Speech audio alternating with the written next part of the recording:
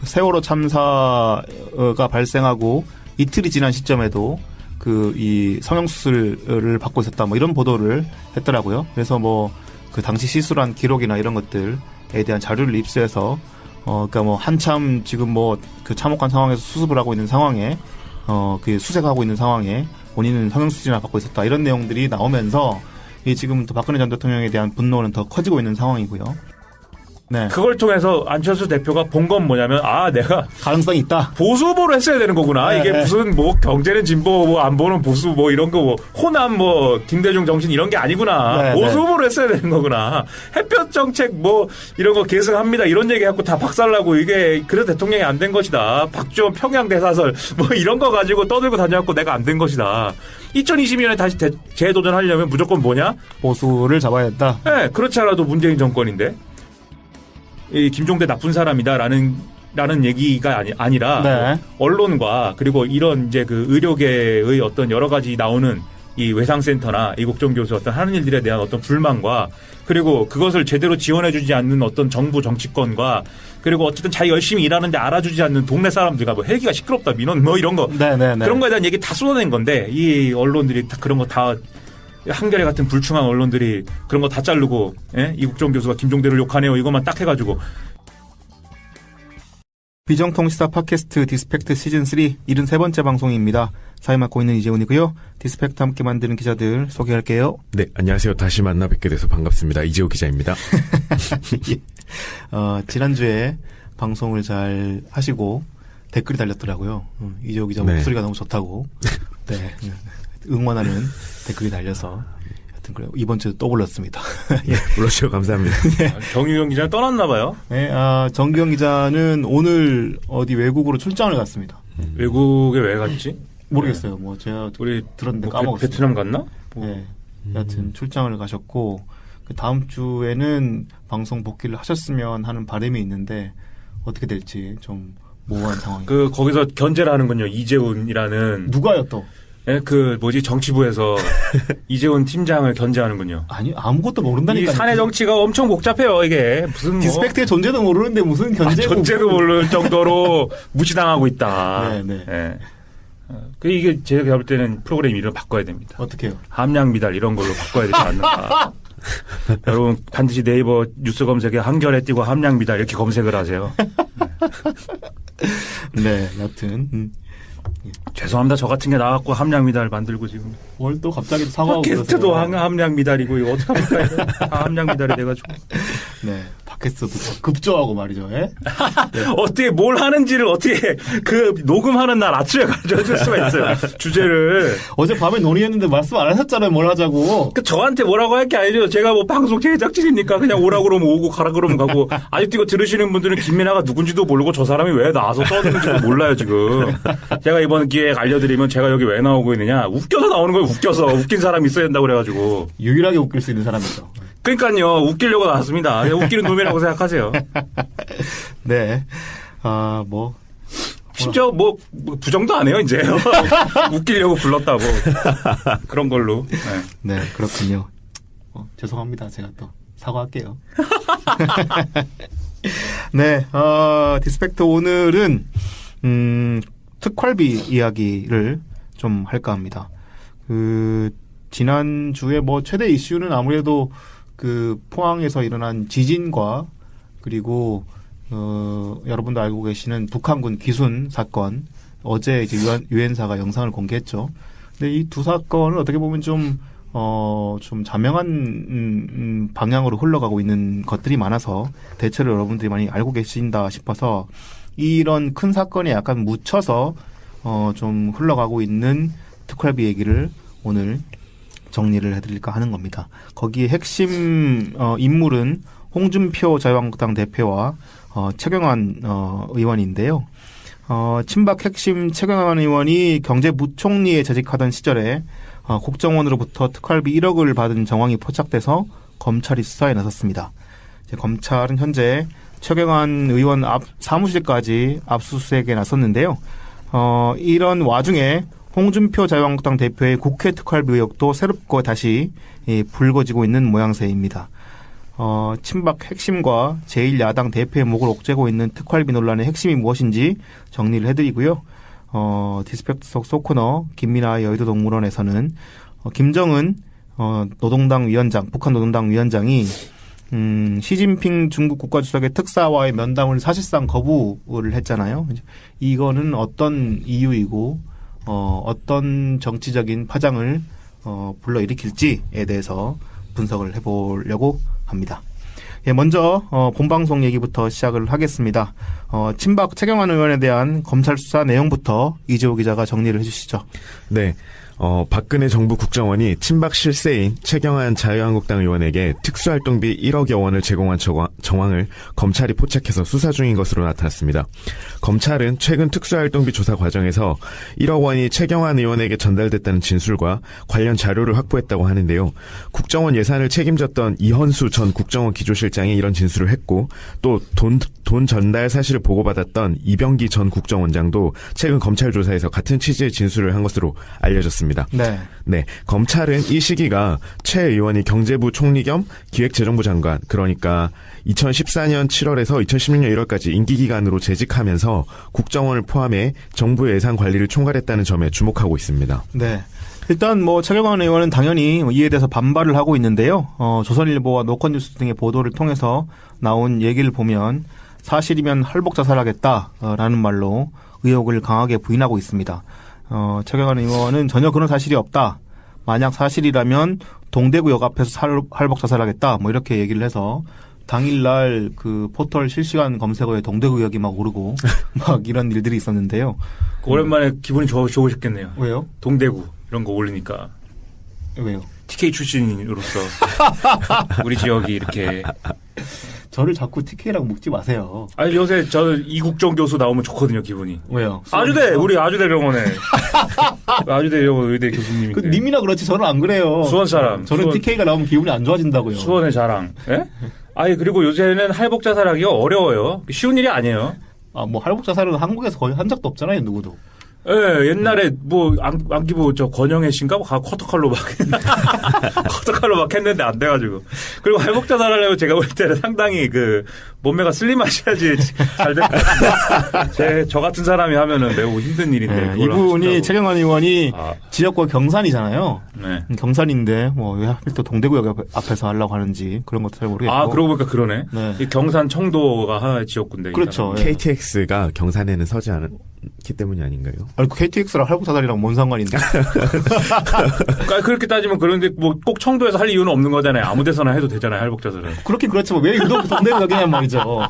네, 그래서 아마 유승민을 겨냥한 건가? 네, 그날 누리꾼들이 막 동대구역을 검색한 것도 그런 이유가 아닐까. 왜 동대구역인가? 이런 의문도 있지 않았을까 싶고요. 유승민을 겨냥했나 봐요. 유승민이 지역구긴 하죠, 거기가. 네. 그러면 딱 맞네, 이게. 유승민에게 복수하겠다. 너가 그렇게 하면서부터 모든 문제 이렇게 됐다. 네. 여하튼, 그런 상황입니다. 일단 그래서 검찰이, 최경환 의원의 국회 사무실, 그리고 지역구인 경산 사무실, 서울 자택까지 압수수색을 했습니다. 그리고 또 소환조사도 앞두고 있다, 이렇게 밝혔는데, 공식 브리핑에서 밝혔다지요? 네, 맞습니다. 네, 서울중앙지검 관계자는 22일 기자간담회에서, 그러니까 국정원 특활비 수수와 관련해서 수사 진행 상황을 감안하면 최 의원에 대한 직접 조사는 불가피하다고 말했습니다. 네. 그러니까 최경환 의원을 상대로 국정원 특활비가 실제 전달이 됐는지 그리고 전달됐다면 어디에 쓰였는지 등을 직접 추궁하겠다는 것인데요. 검찰은 국정원이 예산 편의를 바라는 목적에서 예산 편성권을 진 정부 책임자에게 특활비를 건넨 만큼 대가성을 지닌 뇌물에 해당한다고 지금 보고 있는 상황입니다. 네. 이 압수수색이 이루어진 날이 지난 20일, 저희가 녹음하는 날이 23일인데요. 사흘 전인데 검찰이 수사하는 과정을 보면 대략적으로 압수수색을 했다라고 하는 거는 수사의 진척도가 상당히 진행이 됐고 상당한 정도의 물증과 입증할 수 있는 자신감을 가진 상태이기 때문에 그렇게 압수수색을 나갔다 이렇게 볼 수가 있는 건데요. 보통의 경우에는 수사 초기 단계에서는 압수수색을 나가지 않고 압수수색을 나가게 되면 아무래도 최경환 의원 같은 사람은 주목을 받는 인물이기 때문에 언론에 보도가 되고 그럼 사실상의 혐의가 거의 공표되는 것과 마찬가지이기 때문에 압수수색은 수사의 최소한 중간 단계 이후에 이루어지는 일이기도 합니다. 그래서 일단은 뭐 또 게다가 기자 간담회에서도 구체적으로 이름을 거론하면서 직접 조사는 불가피하다 이렇게 얘기를 한 걸 보면 상당한 정도로 검찰이 이 사건 수사에 대해 자신감을 가지고 있다 이렇게 일단은 살펴볼 수 있는 것 같은데요.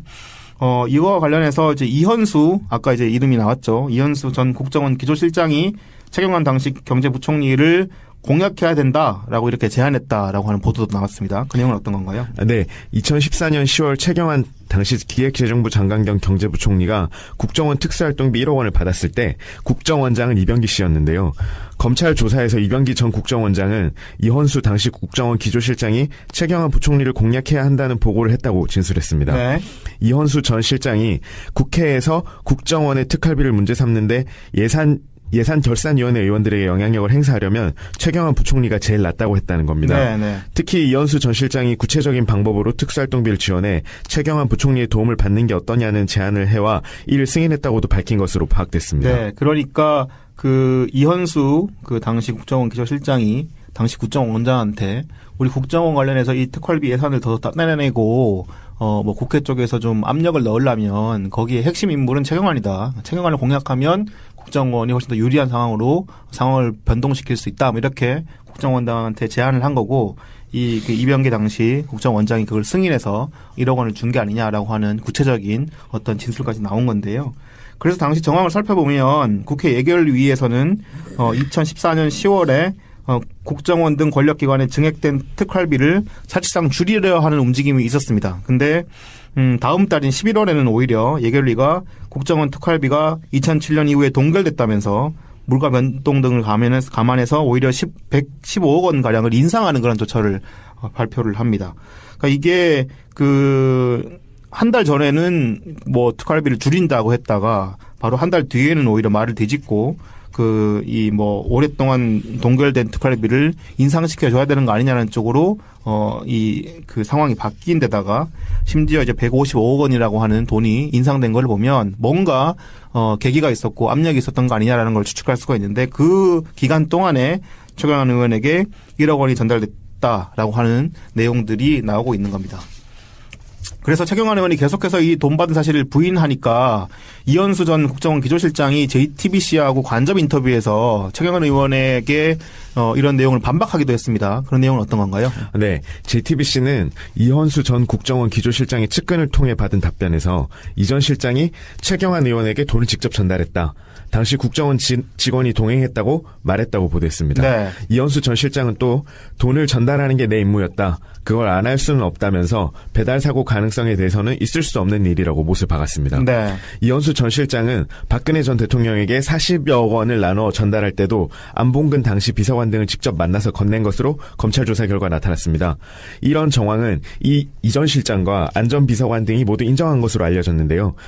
이와 관련해 이병기 전 국정원장도 이 전 실장은 배달 사고를 낼 사람이 절대 아니다라고 진술한 것으로 알려졌습니다. 네. 그러니까 최경환 의원이 이런 사실을 부인하고 나오니까 결국은 이현수 전 국정원 그 기조실장 입장에서는 돈을 그러니까 자신이 전달하는 역할을 하고 당시에 또 국정원 지금까지가 동행했는데 자기가 이제 최경환 의원이 돈을 안 받았다 이렇게 되면은 중간에서 이제 이현수 실장이 착복하게 되는 그런 상황이 되는 거잖아요. 네. 그러다 보니까 이 JTBC 쪽의 간접 인터뷰에 응해서 적극적으로 살아야죠. 예. 사람이 살아야죠. 살고 봐야죠. 뭐. 예, 최경환을 끌어들여서 네가 받은 거 맞지 않느냐?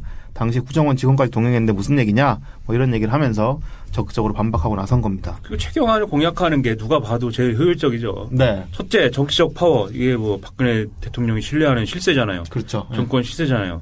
그 둘째, 직책. 이게 뭐 부총리 겸 정확히 부총리 겸 기획재정부 장관이에요. 그 부총리라는 것은 총리 밑에란 말이에요. 네, 그리고 부총리 겸 기획재정부 장관이지만 그 부총리라고 하는 것은 경제 관련 부처를 다 주무를 수 있거든요. 뭐 직접적인 업무 지휘를 하는 건 아니지만 쭉 불러 모아가지고 얘기를 다 할 수 있단 말이에요. 네, 그러면 이게 국정원 특활비를 증액하자라고 하는 얘기가 국회의원들의 이해관계도 걸린 얘기고 각 부처의 예산 분배에 대한 문제도 걸린 일이고 다 가장 효과적으로 조율할 수 있는 사람 최경환이란 말이에요. 네. 그러니까 최경환만 속된 말로 우리 한겨레 사람들이 쓰는 말로 하면 최경환만 조지면 뭐 다 뭐 만사형통인 거죠. 그 만사형통이 된 거죠. 그건 한겨레 사람들만 쓴 게 아니고 기자들 다 씁니다. 아니 전 모르겠고 한겨레 사람들 표현에 의하면 네. 네. 저는 뭐 기자 잘 모르니까요. 네. 근데 이 시점에서 그 검찰이 최경환이라고 하는 그 유력 정치인을 겨냥해서 물론 이제 수사가 어느 정도 진척됐던 그런 상황 때문에 뭐 압수수색을 들어간 경우도 있겠지만 또 시점이 나름 또 약간 묘하잖아요. 압수수색한 날이 우리 너구리 닮은 전병헌 수석이 저기 검찰 출석하는 날이죠. 네, 네. 그래서 그런 부분에 대해서도 좀 의미가 좀 또 남다르지 않을까요? 어떤 부분을 좀 알 수 있을까요? 그걸 통해서 뭐 검찰 그건 뭐 얘기가 이제 많이 나오는데 제가 지난번에 디스펙트에서 뭐 한참 떠든 얘기이기도 하죠. 네. 검찰이 그렇게 칼을 막 휘둘러서 열심히 우리가 이렇게 적폐청산하고 있다 이렇게 생색내고 그리고 여야를 가리지 않고 이렇게 살아있는 권력까지 다 한다 이렇게 하면 이제 공수처 얘기하고 이러는 이제 공수처를 만들어 갖고 검찰 개혁을 해보자 이런 여론이 좀 쪼그라들 수가 있고 그러면 검찰을 회피하고 그래서 그거를 이제 좀 눌러야 되니까 근데 이걸 누르는 수단으로 청와대가 우리 전병헌 수석은 죄가 없어요 이럴 수는 없는 거 아닙니까? 네, 네. 그리고 검찰대로 좀 살살하세요 뭐 이럴 수 있는 것도 아니고 그러니까 아 그렇군요 그럼 우리는 공수처를 열심히 해보랍니다 뭐 이렇게 밝히려고 조국 민정수석이 이제 국회도 가고 이제 그런 일들이 일어났죠. 네. 그러니까 이게 보이지 않는 뒤편에서는 이런 디테일을 갖고 열심히 싸우고 있는 건데 근데 어쨌든 뭐 정권이 시키는 적폐청산을 하기 위해서 최경환은 반드시 짚고 넘어가야 되는 핵심 포인트죠. 왜냐하면 모든 게 최경환이에요. 이 국정원 특활비를 엮은 거긴 하지만 최경환 의원한테 걸려 있는 재밌는 얘기들이라는 게 많죠. 무궁무진한 거잖아요, 사실. 네. 뭐 우리가 아는 뭐 중진공 얘기도 있는 거고, 중진공 네. 뭐 청탁한 얘기고 인사 청탁한 얘기도 있는 거고, 그리고 돌고 돌아서 뭐 별얘기 다 있는 거죠. 그 이명박 정권 때 지식경제부 장관 하지 않았습니까? 자원외교 때도. 네, 그 자원외교 그 얘기도 다시 나올 수 있는 거고. 네. 그리고 강만수 전 장관님이요. 그걸 했는데 뭐요? 2심 재판을 했는데 네. 1심보다 징역이 더 나왔어요. 어떻게 게 그런 일이 있습니다, 세상에. 네. 네. 근데 이제 더 나오는 과정이라는 게 뭐 그런 얘기거든요. 강만수 장관이 산업은행 은행장을 할 때 그때는 이제 사는지주 회장이죠. 네. 그 사는지주를 박근혜 정권이 없애버려 갖고 전 산업은행장이 됐는데 아무튼 그 산업은행장 할 때 모 경제신문 출신의 기자들이 다 이런 식이에요. 하여튼간에 모 경제신문 출신의 무슨 사람이 회사 관두고 차린 무슨 바이오 무슨 메스 무슨 우뭇가사리로 무슨 연료를 만드는 그런 거를 업체를 만드는데 거기다가 부당 대출을 해주고 이런 거 가지고 이제 걸린 거거든요. 네. 강만수 전 장관이. 근데 이게 무슨 원유철 의원 얘기도 나오고 막 그래요. 네. 평택에 있는 우뭇가사리랑은 다른 건데 평택에 있는 무슨 업체한테 무슨 이 대우조선이 투자를 하게 만드는데 무슨 압력을 행사했는데 그 청탁을 원유철이 했고 강만수가 들어줬다 이런 죄도 있고 여러 가지 죄가 있어서 재판에 간 건데 근데 어쨌든 그 우뭇가사리 업체를 하시는 김모 씨 그 유력 경제지 출신의 김모 씨가 정권의 특혜를 받는 그 과정에 뭐가 있냐면 지식경제부에서 무슨 이 지원 대상으로 선정하는 그런 얘기도 있어요. 네, 네. 그럼 그때 지식경제부 장관 누구냐 최경환이란 말이죠. 네. 근데 그게 수사 내용은 아니에요. 김민아가 앉아갖고 그냥 떠드는 얘기지 그냥. 네. 야, 이런 얘기도 있네 재밌다 야 이렇게 떠드는 거지. 왜냐면 저 웃기려고 나온 사람이니까. 하나 심통한 얘기는 하나도 그냥 웃기려고 그냥 한겨레가 그냥 데리고 있는 그런 사람이니까 이렇게 떠드는 건데 아무튼 그런 얘기도 있고 엮으려고 그러면 얼마든지 엮을 수 있는 거예요. 왜냐하면 권력의 핵심에 그만큼 오래 있었기 때문에 네. 그냥 최경환은 반드시 짚고 넘어가는데 마침 특활비 얘기 나온 거죠. 네. 이명박 때도 아까도 말씀드렸지만 지식경제부 장관으로서 되게 중요한 역할을 했었고. 그게 이제 우리 이명박 대통령께서 나라를 경영하시려다 보니 나라를 경영을 잘하려면 여당을 경영을 잘해야 되고 네. 여당을 경영하려면 여당에 계시는 여당 대통령을 잘 모셔야죠. 국회 대통령을 잘 모셔야 되니까는 친박 몫으로 장관 하나 추천해 보세요라고 했을 때 추천된 분이 최경환이기 때문에 네. 최경환이랑 누구예요? 또 유정복님입니까? 아무튼 있어요. 몇 명 있어요. 그때 그렇죠. 네. 친박 몫으로 장관된 사람이. 아무튼 그렇게 해서 된 분이니까 엮을 게 많죠. 네. 대우조선 문제나 뭐랄까요. 좀 조선소 문제 관련해서도 지금 걸려 있는 것들이 좀 있고 아까 말씀드린 그 자원외교 문제도 자원외교 비리가 지금 계속 뭐 한겨레에서도 계속 탐사 보도도 하고 그때는 참 한겨레가 멋있었죠. 예, 보도들이 지금은 나왔는데 뭐 함량미달 얘기를 하고 그러지만은 보도들이 나왔는데 그거에 대해서 만약에 검찰이 뒤지기 시작하면 그 부분도 최경환 부총리의 목을 옥죄일 수 있는 그런 중요한 포인트들이 여러 부분 나올 수 있는 거고요. 또 아까 이제 이 김민아 기자가 말씀하신 그 중진국 문제 이런 것도 인사청탁 내용들이 구체적으로 진술이 나오고 지금 재판까지 들어가 있는 상황이기 때문에 그 부분들이 계속 나오면 앞으로도 최경환이라고 하는 이름은 계속 언론과 검찰의 그 이름 앞에 등장을 할 것 같습니다. 제 생각에는 할복할 것 같아요, 결국. 해갖고 헬기에 실려서 수원 아주대병원으로 할복을 하면 안 되죠. 그래도 아주대병원 가갖고 이제 수술 받고 감옥을 보내야죠. 수술 받고 이제 이국종 교수가 당신은 앞으로 삼성 라이온즈 응원하지 말고 KT 위즈 응원해라 이런 거. 그러겠죠, 뭐. 네. 여하튼 그런 상황인데요. 또 이 최경환 의원이 이제 결국은 이제 그래서 검찰청 포트라인 앞에 설 수밖에 없는 상황으로 이어지고 있는데 이 국정원 특활비 논란이 한창인 와중에 또 홍준표 자유한국당 대표를 중심으로 한 국회 특활비 이 논란도 제기되고 있습니다. 그 내용은 어떤 건가요? 네, 홍준표 자유한국당 대표의 특활비 논란은 처음에는 그 더불어민주당 현근택 부대변인이 지난 18일 논평에서 자유한국당 홍준표 대표가 한나라당, 그러니까 자유한국당, 현재 자유한국당이죠. 원내대표 겸 국회 운영위원장 시절이던 2008년 국회 특활비를 유용했을 가능성을 시사하면서 시작됐습니다. 네. 당시 현근택 부대변인은 홍준표 대표가 정권에 충견이 되어 다른 사건은 능력이 안 되고 댓글 수사만 하는 소위 댓글 하명수사 전문 정치검사들만이 검사들의 전부인 양 설치는 지금의 검찰, 뭐 이렇게 강하게 비판하자 네. 논평을 냈습니다. 국민들은 홍준표 대표가 한나라당 원내대표 시절에 운영위원장을 맡고 있으면서 매달 4,5천만 원의 특수활동비를 받아서 부인에게 생활비로 주었다고 자백한 것을 기억하고 있다. 이렇게 밝혔습니다. 네. 이렇게 논평을 내면서 뭐 몇 년 동안 사실상 좀 가려져 있던 네. 그런 논란이 다시 수면 위에 떠올랐는데요. 이 문제가 여러분들이 기억하시겠지만 애초에 그 성완종 리스트 사건 때 홍준표 대표가 본인 입으로 직접 이제 이 사건을 언급하면서 표면화됐습니다. 그 내용은 어떤 건지 한번 좀 정리를 해주시죠. 네, 그러니까 홍준표 대표가 2015년 5월 성완종 리스트 검찰 수사 당시에 2011년 한나라당 경선 기탁금 1억 2천만 원의 출처가 고 성완종 전 경남기업 회장이 준 1억 원이 아니냐는 의혹을 받자 당시 페이스북과 기자회견을 통해서 밝힌 내용인데요.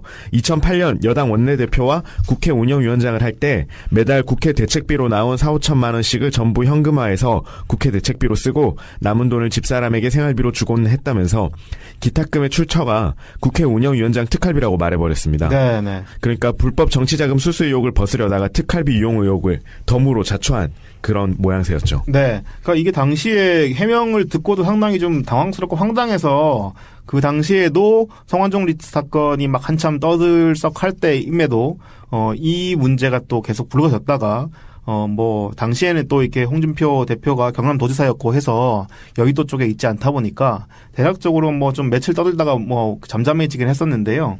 여러분들 기억하시겠지만 성완종 리스트라고 하는 사건 자체가 그때 이제 그 성완종 그 전 경남기업 회장이 스스로 목숨을 끊으면서 남긴 쪽지가 공개되면서 그 문제가 불거진 거잖아요. 그 내용은 조금 이따 후반부에 한번 정리를 다시 한번 해드리고요. 근데 이제 이 홍준표 대표가 당시에 이렇게 얘기했던 해명이 최근에 또 논란이 불거지면서 또 말을 바꿨습니다. 말을 바꾼 내용이 어떤 건지 보면 그 민주당 논평이랑 또 이렇게 아까 제가 얘기했던 그 현근택 부대변인 논평 그리고 한 시민단체가 이제 홍준표 대표를 그 내용을 계기로 해서 고발을 했습니다. 그렇게 나오니까 지난 18일 날 또 페이스북에 올린 글에서는 국회 여당 원내대표 겸 국회 운영위원장은 특수활동비가 매달 4천만 원 정도 나온다. 자신은 이제 매달 이 돈을 받아서 당 정책위원장 정책개발비 1,500만 원, 그리고 당 원내행정국 700만 원, 당 원내수석 부대표 및 부대표 10명에게 격월로 100만 원씩, 야당 원내대표 국회 운영비 일정 금액 보조, 그리고 국회 운영 경비 지출, 여야 의원 및 취재기자 식사 비용 등으로 썼다고 당시 그 특활비 집행 내용을 공개했는데요. 이 내용 가운데 가장 이제 문제가 불거진 부분은 야당 원내대표 국회 운영비 일정 금액 보조라는 부분이었습니다. 그러니까 결국은 당시는 이제 그 본인이 여당인 그 한나라당에 있었던 거고 그러면서 국회 운영위원장을 맡았던 건데 야당이라고 하면 당시 통합민주당이거든요. 근데 이 야당의 그 원내대표를 지냈던 사람은 원혜영 현 의원입니다. 이 원혜영 의원이 바로 발끈하고 나선 거죠. 그 얼마나 승질나고요. 주구선 얘기를 해야지. 안 줬는데. 네, 야당 원내대표 국회 운영비 일적금액 보조는 대체 무슨 얘기냐라면서 사실 무근이라고 반발하고 나서는 건데요. 근데 원혜영 의원이 당시에 제1야당 원내대표였던 저는 그 어떤 항목으로도 홍준표 당시 국회 운영위원장으로부터 돈을 받은 사실이 없다. 언제 어떻게 야당 원내대표들에게 국회 운영비를 보조했다는 것인지 분명한 해명을 요구한다. 납득할 만한 해명과 사과가 없을 경우 부득이하게 법적 조처를 검토하지 않을 수 없다. 뭐 이렇게 밝힌 겁니다. 네, 그러고 나니까 또 이제 홍준표 대표가 또 말 바꾸게 나섰어요. 그 내용은 어떤 건가요? 네, 맞습니다. 자충수에 빠진 모양새였는데요. 홍준표 대표는 이제 21일 오전 페이스북에 글을 다시 올리고 최근 특활비가 문제가 돼 내가 원내대표 겸 국회 운영위원장 시절에 특활비 사용 내역을 소상하게 밝힐 필요가 있었다. 그래서 당시 집행에 관여했던 사람들로부터 확인 절차를 거친 후 페이스북에 쓴 내역인데 그 당시 일부 야당 원내대표가 특활비를 받지 않았다고 한다면 그 부분은 기억의 착오일 수 있다. 뭐 이렇게 밝혔습니다. 네, 근데 이 문구가 또 되게 웃긴 게, 다시 한번 읽어볼게요. 야당 원내대표가, 특활비를 받지 않았다고 한다면 그 부분은 기억의 착오일 수도 있다. 주어가 없잖아요. 네네. 그러니까 이게 자신의 기억의 착오라는 게 아니라 그 원혜영 의원의 기억의 착오로도 읽힐 수가 있다. 이렇게 되는 거죠. 네, 맞습니다. 네, 그래서 이제 페이스북에 올린 글을 보고 많은 분들이 이게 뭐냐 이렇게 댓글도 쓰고 또 뭐 정치권에서도 반발이 있었던 모양입니다.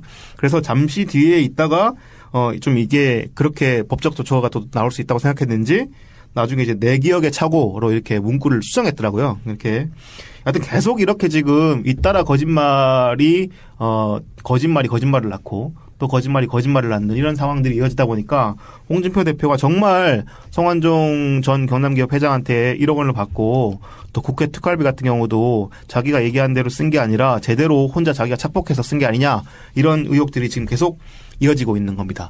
그래서 결국은 다시 주목을 받게 된 사건이 이 성완종 리스트 사건인데요. 이 사건은 어떤 내용인지 여러분들도 많이 알고 계시겠지만 그래도 다시 한번 핵심 내용을 정리해 보겠습니다. 네, 성완종 리스트 사건은 2015년 4월 9일 이명박 정부의 자원외교 비리 관련 조사 대상이었던 새누리당 19대 국회의원 성완종 전 경남기업 회장이 자살하면서 로비 리스트를 남겨서 사회적으로 큰 파장을 일으켰던 사건입니다. 네. 당시 쪽지에는 허태열 7억, 홍문종 2억, 유정복 3억, 홍준표 1억, 부산시장 2억, 김기춘 10만 불, 이병기, 이왕구 이렇게 적혀 있었는데요. 네. 결국 이해 5월 검찰이 홍준표 당시 경남도지사와 이왕구 전 국무총리를 불구속 기소했습니다. 네. 그 외에 리스트에 이름을 올렸던 허태열 전 대통령 비서실장, 이병기 대통령 비서실장, 새누리당 홍문종 의원, 서병수 부산시장, 유정복 인천시장 등 친박 핵심 인사들에 대해서는 전부 무혐의 처분됐습니다. 네. 홍준표 대표는 2016년 그러니까 지난해 9월 8일 징역 1년 6개월 및 추징금 1억 원이 선고됐다가 올해 2월 16일 항소심에서는 무죄를 선고받았습니다. 그리고 대선에 출마를 했죠. 네. 그리고 이 사건은 현재 대법원 판결을 앞두고 있는 상황입니다. 네. 이재호 기자가 홍준표 대표가 이번 대선에 출마했을 때 네. 마크맨으로 네, 따로 다녔잖아요. 네. 네. 이 내용에 대해서 홍준표 대표에게 혹시 물어보거나 아니면 얘기를 했던 적이 좀 있었나요? 당시 이제 처음에 이제 사전에 제가 이제 측근들을 만났었습니다. 대선 네. 출마하기 전에. 네네. 이제 대선 출마하기 전에 이미 이제 한 달 전쯤에 측근들을 만났는데 이미 생각을 하고 있더라고요. 이게 무죄 뜨면 바로 자기가 대선에 나갈 것이라고 이제 이미. 무죄 뜨면? 네. 네네. 무죄 뜨면 바로 나간다고 한 달 전쯤부터 이제 준비를 하고 있었고. 네. 그런 상황에서 이제, 그 준비를 하면서 이미 정리는 다 된 듯 했어요. 그 대선에 나왔을 때는. 그래서 이제 기자들이 질문을 하면 굉장히 노련하게 무슨 소리냐. 이미 2심에서 됐고 이게 2심에서 이제 또 대법원 또 이제 검찰 출신이지 않습니까? 네네. 그게 잘 알다 보니까 이게 대법원 판결에서 뒤집어질 가능성이 굉장히 낮다. 적다. 사실상 네. 나는 무죄라고 보면 된다. 이러면서 이제 자신의 어떤 도덕적 순결을 이렇게 강조를 하던 상황이었습니다. 네. 근데 당시에 홍준표 대표가 이 대선 출마를 한 것도 어떻게 네. 보면은 사실상 패배가 거의 눈앞에 보이는 그런 상황인 거고 네. 촛불 민심이 너무 컸고 사실상 문재인 당시 후보가 대통령이 될 확률이 거의 80, 90% 이상이다 이렇게 볼 시점이었기 때문에 네네. 홍준표라고 하는 사람이 대선에 출마하는 것이 과연 정치적으로 이 사람에게 유리하냐 이런 부분에 대한 이제 이 얘기들이 많았단 말이죠. 그런데 굳이 이 자유한국당의 대표로 또 후보로 출마한 거는 본인이 네. 이런 지금 법원에 이 리스트 사건으로 걸려 있다 보니까 네. 아무래도 그 한 정당의 유력 정당의 대선 후보로 나서다 보면 그 법원에서도 이 사람을 실질적으로 유죄를 선고하기가 좀 부담스럽지 않겠습니까?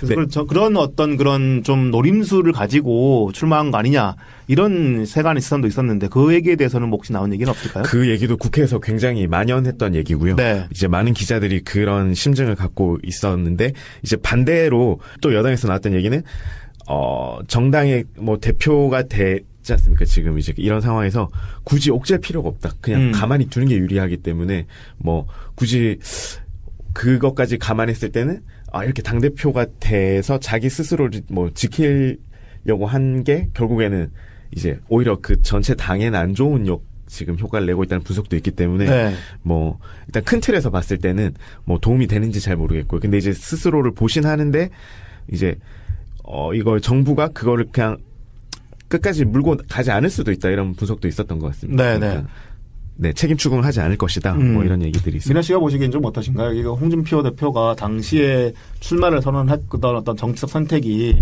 그 뭐 어떤 대의나 뭐 물론 가치나 이런 선택보다는 본인의 생존을 위한 선택이었다 이런 얘기들이 있었잖아요. 그 네. 부분에 대해서 좀 어떻게 보시나요? 그렇다고 봅니다. 네. 그냥 그걸로 끝인가요? 네. 그 뭐 어떻게 해요, 그러면. 근데 이제 뭐 본인의 뭐, 무죄를 굉장히 지금도 확신하는 듯이 얘기하는데. 네. 이게 뭡니까? 그러니까 그분의 주장은 뭐 대법원은 뭐 이른바 법률심이기 때문에 1심이 유죄가 나온 거에 대해서 2심에서 추가적으로 제출된 어떤 증거나 이런 것들을 통해서 1심 결론을 뒤집었기 때문에 그리고 그것이 이제 어떤 증거에 대한 무슨 판단이나 이런 부분이 남아있으면 모르겠으나 그런 건 다 내려졌기 때문에 네. 그러면 이제 법률적인 이제 판단은 뒤집힐 것이 없다 이렇게 주장하지만 모르죠. 뭐 대법원이 다시 해봐 이렇게 파기환송할 수도 있는 거죠. 있죠. 네. 그거 모르는 거죠. 뭐. 네. 근데 어쨌든 법원도 뭐 사람이 하는 것이기 때문에 당장 이제 대선 후보로 나온 사람을 뭐 이랬다 저랬다라고 판결을 바로 내리기에는 뭐 부담스러웠을 수도 있겠죠. 재판을 네. 쭉 진행하기에는. 근데 뭐 제가 뭐 알겠습니까? 네. 집에 있고 저는 함량 미달인데. 그러니까 안 그래도 이 사건 자체가 홍준표 대표가 이렇게 성완종 리스트 사건이 발생한 게 2015년이었잖아요. 대법원이랑 이제 이 재판 진행 과정이 상당히 좀 그 느리게 진행이 돼서 이렇게 그 부분도 상당히 비판을 받았고요. 그리고 이제 2심 결과가 나온 게 대선을 석 달 앞둔 올해 2월 달이었잖아요. 그러다 보니까 아까 제가 말씀드렸던 것처럼 홍준표 대표가 만약에 대선에 출마하게 되면 그래서 이제 뭐 어쨌든 대통령이 안 되더라도 법원에서 만약에 이 부분을 다시 파기환송을 하거나 해서 2심으로 다시 돌려보내서 이거 유죄가 좀 일부 있는 것 같은데 다시 한번 따져봐라 이렇게 얘기를 한다면 당연히 홍준표 대표는 이 대통령 선거까지 출마했던 제1야당의 대표에 대한 정치적 탄압이다 이런 구도로 나오게 될 거고 그렇게 되면은 법원도 상당히 좀 부담을 가지고 이런 판단을 내릴 수밖에 없는 상황이 되기 때문에 그 당시에는 그런 얘기들이 계속 나왔던 거고요. 근데 이제 물론 이제 얼마 열심히 했어요. 그래서 네. 전화해가지고 그 윤모 씨 증언을 바꿔달라. 예, 그거는 뭐 지금 이제 할 얘기인데 그게 그래서 이제 2심에서 무죄가 나왔던 이유가 결국은 성완종 회장에게 돈을 받아서 홍준표 당시 이제 경남도지사에게 전달했던 윤석무라고 하는 사람이 있습니다. 네. 이 사람은 이제 경남계 부사장인데 이 사람이 이제 진술이 결국은 이제 뇌물 혐의를 입증할 핵심 어떤 그런 증거인 건데 이 진술이 추상적이고 전 사장에 대해서 일반적인 경험에 의해서 추론하고 있으며 검찰과 법원에서 이런 진술들이 오락가락했다 이런 내용들이 있더라고요. 그래서 사실상 윤승무 전 사장도 그 홍준표 대표가 무죄를 받아서 자신이 뇌물을 준 혐의 역시 무죄를 받기를 원하는 거 아니냐 뭐 이런 얘기가 나오고 있는 거고 그래서 이제 사실 대법원에서도 무죄 가능성이 크다 이런 얘기가 나오긴 합니다. 하지만 변수가 하나 있습니다. 이건 어떤 내용인지 이재호 기자가 소개를 해주시겠습니다. 네, 앞서 디스펙트에서 한번 소개를 해드린 적이 있는데요. 2017년 10월에 홍준표 자유한국당 대표에 의한 박근혜 전 대통령 및 친박계 자장인 서청원, 최경환의 출당이 가시화되자 서청원 쪽에서 홍준표 대표가 윤승모 전 부사장이 서청원 의원의 지인이었기 때문에 그의 진술을 번복하게 해달라고 서청원 의원에게 요구했으며 이에 대한 녹취록을 갖고 있다고 폭로를 했습니다. 네. 이 녹취록이 정말 존재를 한다면 대법원의 판결에도 어느 정도 영향을 미칠 수 있을 것으로 보고 있습니다. 네, 이제 이런 일들이 다 연결이 되는 건데 아까 말씀드렸던 홍준표 대표의 이 녹취록 얘기는 그러니까 이제 다시 정리를 하자면 지난 10월달에 이제 홍준표 대표가 서청원 그 친박계 핵심이죠. 서청원 의원에게 전화를 해서 그 서청원 대표가 윤승모 전 차장이랑 좀 친하다면서요. 그러니까 이거를 진술 번복을 좀 해달라 이렇게 좀 그 부탁을 했다 이 내용이고 이거를 서청원 의원은 녹취록을 가지고 있다 뭐 이렇게 얘기를 해서 이런 내용을 폭로하게 되면은 홍준표 너는 끝이다 뭐 이렇게 얘기를 한 거죠. 근데 이 움직임이 물론 이 서청원이 당시에 그 친박계 출당 이런 부분을 이제 홍준표 대표가 추진하면서 자신의 목줄이 걸려 있기 때문에 그거를 뭐 정치적으로 딜하기 위해서 꺼낸 어떤 그런 폭로일 수도 있긴 한데 이거에 대해서 뭐 국민의당의 그 누구죠? 의원 이름이 뭐였죠? 저 이용주. 네네 이용주 의원 같은 경우도 뭐 그런 녹취록이 존재하는 사실을 알고 있다 이런 폭로를 하고 이런 것들을 보면 정말 녹취록이 있을 수 있는 가능성도 있다는 얘기인 거죠. 근데 이런 부분들이 정말 서청원 의원을 계속 만약에 홍준표 대표가 압박해서 출당 조처 이런 것들을 추진하면서 하게 되면 그래서 만약에 녹취록이 정말 공개되게 된다 이렇게 되면은 홍준표 대표에 대한 이런 법원의 판단이 결정적인 어떤 터닝 포인트를 맞게 되는 그런 상황이 이어지는 겁니다. 그래서 앞으로 이 상황은 좀 더 지켜봐야 될 상황인데요. 일단 지금 전반적으로 이 특활비 수사나 이런 부분에 대해서 아무래도 전병헌 수사 같은 경우는 좀 별도의 케이스인 거고 특활비 수사의 대부분의 핵심 내용들이 박근혜 정부나 혹은 자유한국당 쪽에 핵심 정치인들을 겨냥하고 있는 거잖아요. 이런 수사들이 계속 이어지게 되면은 아무래도 좀 정치적 부담까지 좀 생길 수 있고 이거는 좀 적폐 수사의 범위에서 좀 더 확장된 어떤 그런 수사이기 때문에 좀 정치적 논란은 앞으로 계속 커질 것 같습니다. 그래서 여러분들이 이 내용들은 좀 구체적으로 좀 파악하시고 흐름들을 좀 살펴보시면 좋지 않을까 이런 생각들이 드는 겁니다. 그래서 반격을 딱 하잖아요. 우리 홍준표 대표가. 네. 법무부 특수활동비를 조져라. 자꾸 한결의 용어를 쓰네요. 조져라. 이렇게 딱 반격을 딱 하니까는 또 그것 때문에 난리가 나고 지금 아주 힘듭니다. 네, 검찰 내 특활비 뭐 이런 얘기를 이제 그 법무부 특활비가 이제 그런 건데 네, 그런 얘기를 하면서 그 검찰 너네도 특활비를 쓰고 있으면서 무슨 지금 이런 거를 지금 우리를 조사해서 욕죄느냐 이런 방식으로 지금 프레임을 짜고 나온 거죠. 그러니까 여기서 이제 뭐 홍준표는 국회 상임위원장들한테 가는 특활비 얘기하는 것이고. 네. 국정원 특활비가 이제 박근혜 정권의 박근혜 대통령이 계시는 청와대로 상납이 돼가지고 그걸 쭉 뭐 어쩌고 저쩌고를 했다. 뭐 진박 여론조사도 하고 뭐 여러 가지를 하셨다. 그게 또 문제가 되는 것이고. 최순실 뭐 독일 가는 비용도 썼다 이런 얘기가 나오고 있는 거죠. 그걸 수사를 한다니까는 이것은 정치 탄압이다. 정치 보복이다 이렇게 하면서 왜 이 충견 검찰이 쓰는 법무부 특활비는 왜 수사를 하지도 않고 건드리지도 않느냐. 우리는 법무부 특활비에 대해서 고발하겠다.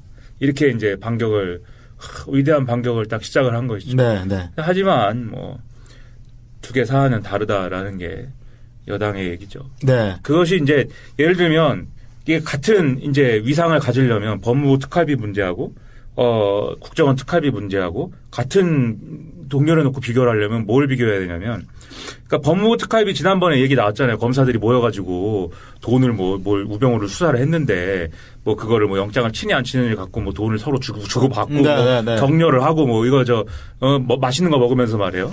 맛있는 거 엄청 맛있는 거 먹었겠지. 별로 맛있지는 않았나? 근데 뭐 아무튼 그걸 먹으면서 이제 했다. 뭐 그 얘기서부터 이제 특활비가 참 문제군요. 얘기가 나온 건데 그게 얘기가 되려면 검찰이라는 거는 따로 예산이 없고 법무부 예산을 가지고 검찰 예산이랑 분배를 해갖고 쓰는 거고 네. 지금 자유한국당이 주장하는 법무부 특활비도 뭐 285억인가 그런데 그것도 이제 검찰이 다 그런 식으로 검찰이 쓰는 특활비가 또 아니라는 거잖아요. 나눠가지고 285억이라는 그런 규모도 뭐 정확한 규모가 아니고 그리고 그걸 가지고 이제 이렇게 저렇게 뭐 검찰이 이렇게 쓰고 쌈짓돈처럼 썼다를 국정원 특활비로 갖고 와서 똑같은 위상에 놓고 비판할 수 있는 게 뭐냐라고 하면 국정원장이 갖고 있는 특활비를 청와대 수석 비서관들한테 주고 수석 비서관들이 그걸로 뭐 이렇게 정치 활동을 하고 관련 업무 활동을 하고 이런 거랑 비슷한 동렬에 있는 거죠. 그렇죠. 네. 그래서 이런 것들이 이제 잘못된 관행이고 그런 관행을 고쳐야 되고 그런 주장은 뭐 충분히 할 수 있습니다.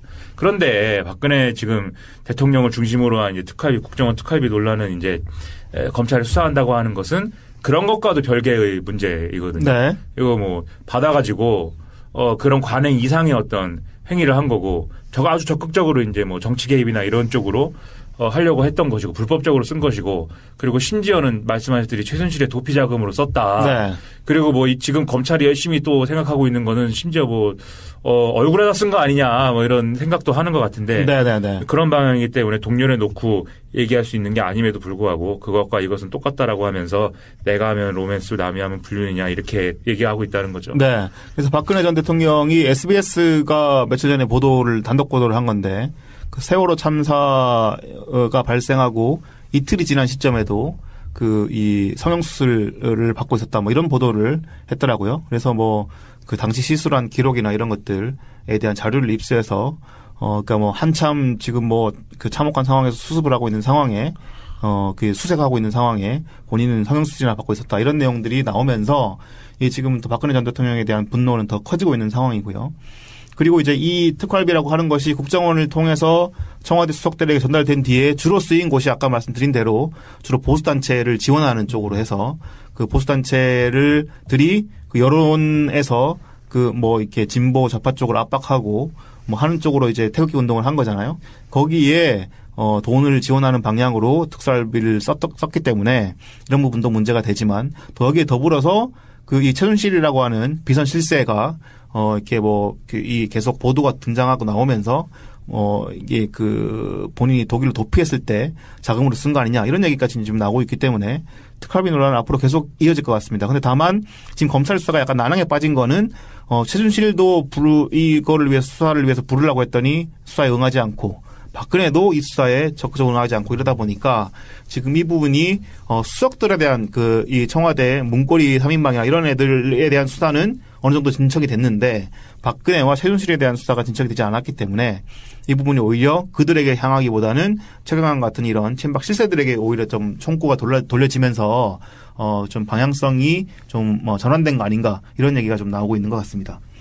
네, 그래서 일단 이런 부분들이 지금 계속 이슈가 돼서 특활비 논란들이 정치권을 계속 겨냥하면서 사실상 이제 지난 정부에서 핵심적인 역할을 했던 의원들이나 정치인들을 계속 겨냥하고 있는 상황에서 최경환은 이제 시작일 뿐이다 이런 얘기들까지 나오고 있습니다. 그래서 이 리스트업들이 되면 많은 정치인들이 여기에 연루가 돼서 이 국정원 특활비를 건네받으면서 자신의 정치적인 자금이나 뭐 비자금 이런 걸로 활용했다 이런 내용들이 나오게 되면은 점점 더 수사 방향은 더 대상이 확대될 것이고요. 그래서 검찰의 칼춤은 더 커지지 않을까 이런 예상들을 할 수 있을 것 같습니다. 여기에서 그래서 정치적 파장도 좀 예상해서 볼 수가 있을 것 같은데 홍준표 대표가 이 국정원 특활비는 아니지만 이 국회 특활비 내용들이 만약에 검찰에서 또 수사가 들어가고 또 이 내용이 정말 비자금 부분이나 이런 걸 연결이 돼서 지금 계속 홍준표 대표의 말이 바뀌고 있잖아요.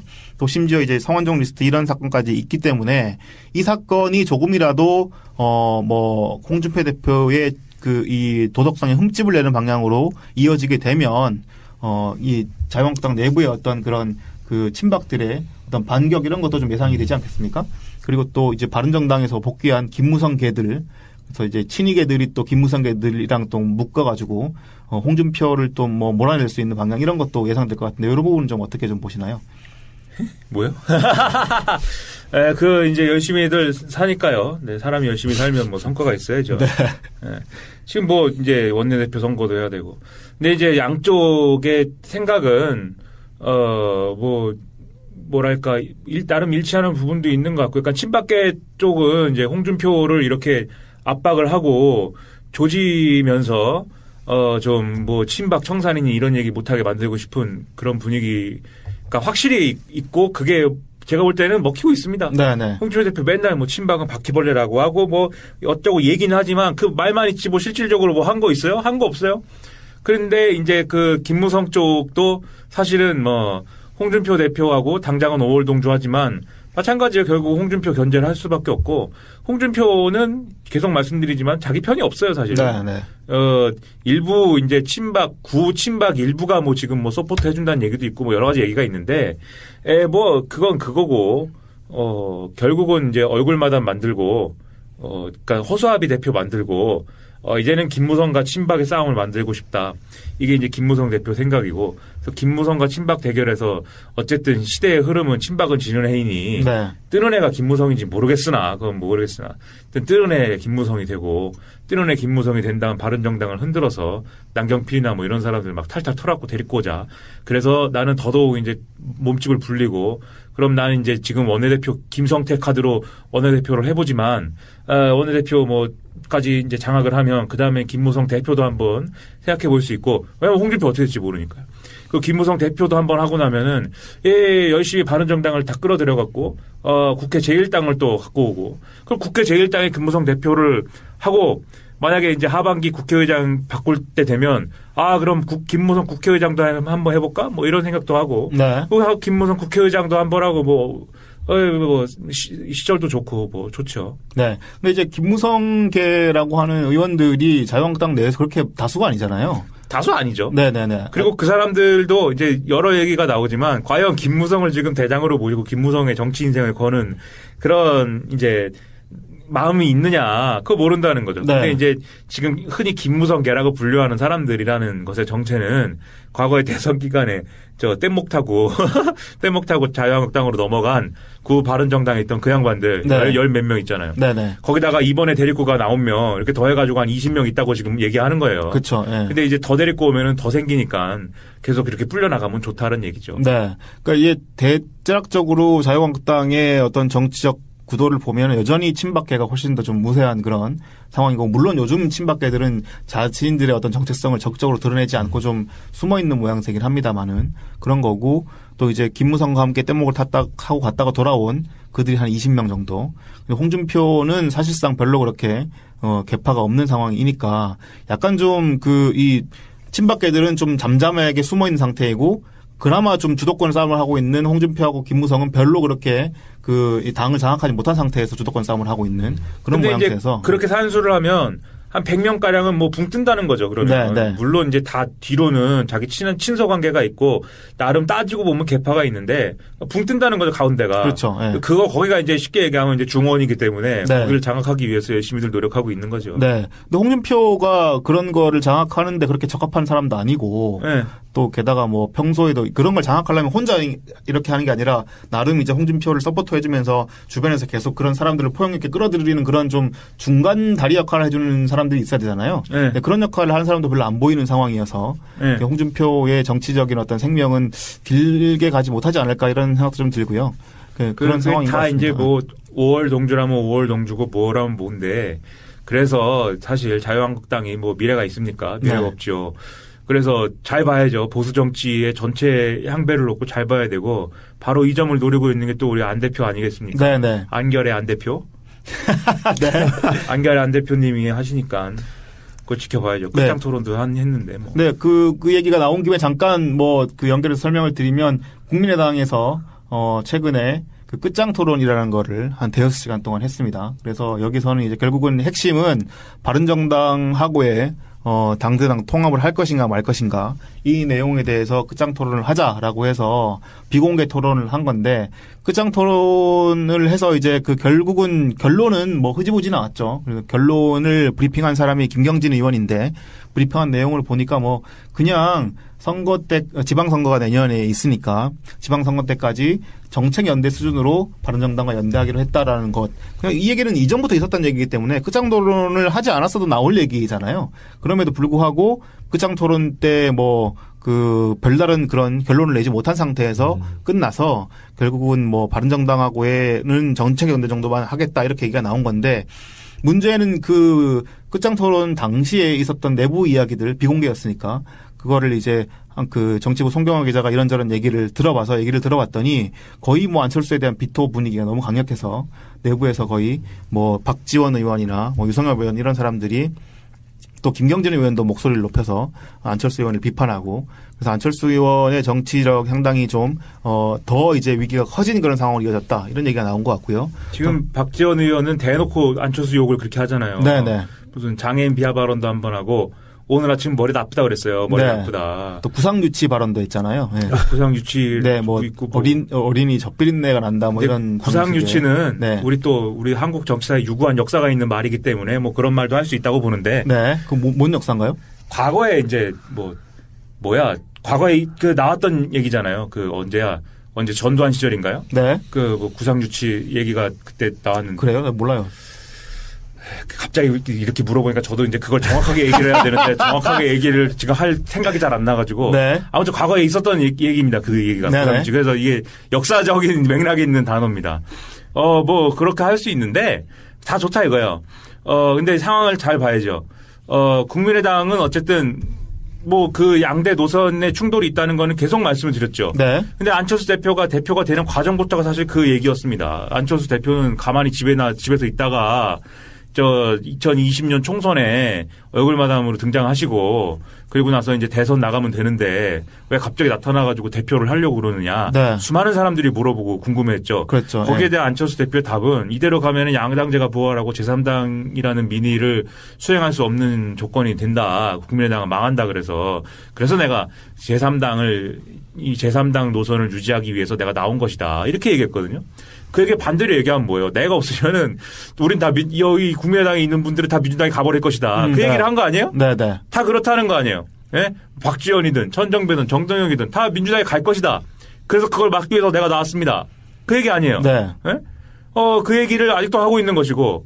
그런데 이제 그게 이제 그 호남을 중심으로 한 지역구 의원들 이른바 호남 중진들을 겨냥해서 안철수계가 지금도 이제 하고 있는 얘기죠. 예를 들면 이제 지방선거가 있는데 지방선거 앞두고 더불어민주당과 국민의당 내 그런 호남 출신의 이제 의원들의 이런저런 뭐라고 할까요? 이심전심 뭐 네. 이런 공감대를 형성해서 뭐 협치 또 뭐 내지는 뭐 연정 뭐 이런 얘기로 가서 장관을 뭘 주세요라든지 아니면 특정 지역의 어떤 그 광역지자체장 선거를 놓고 선거연대를 한다든지 네.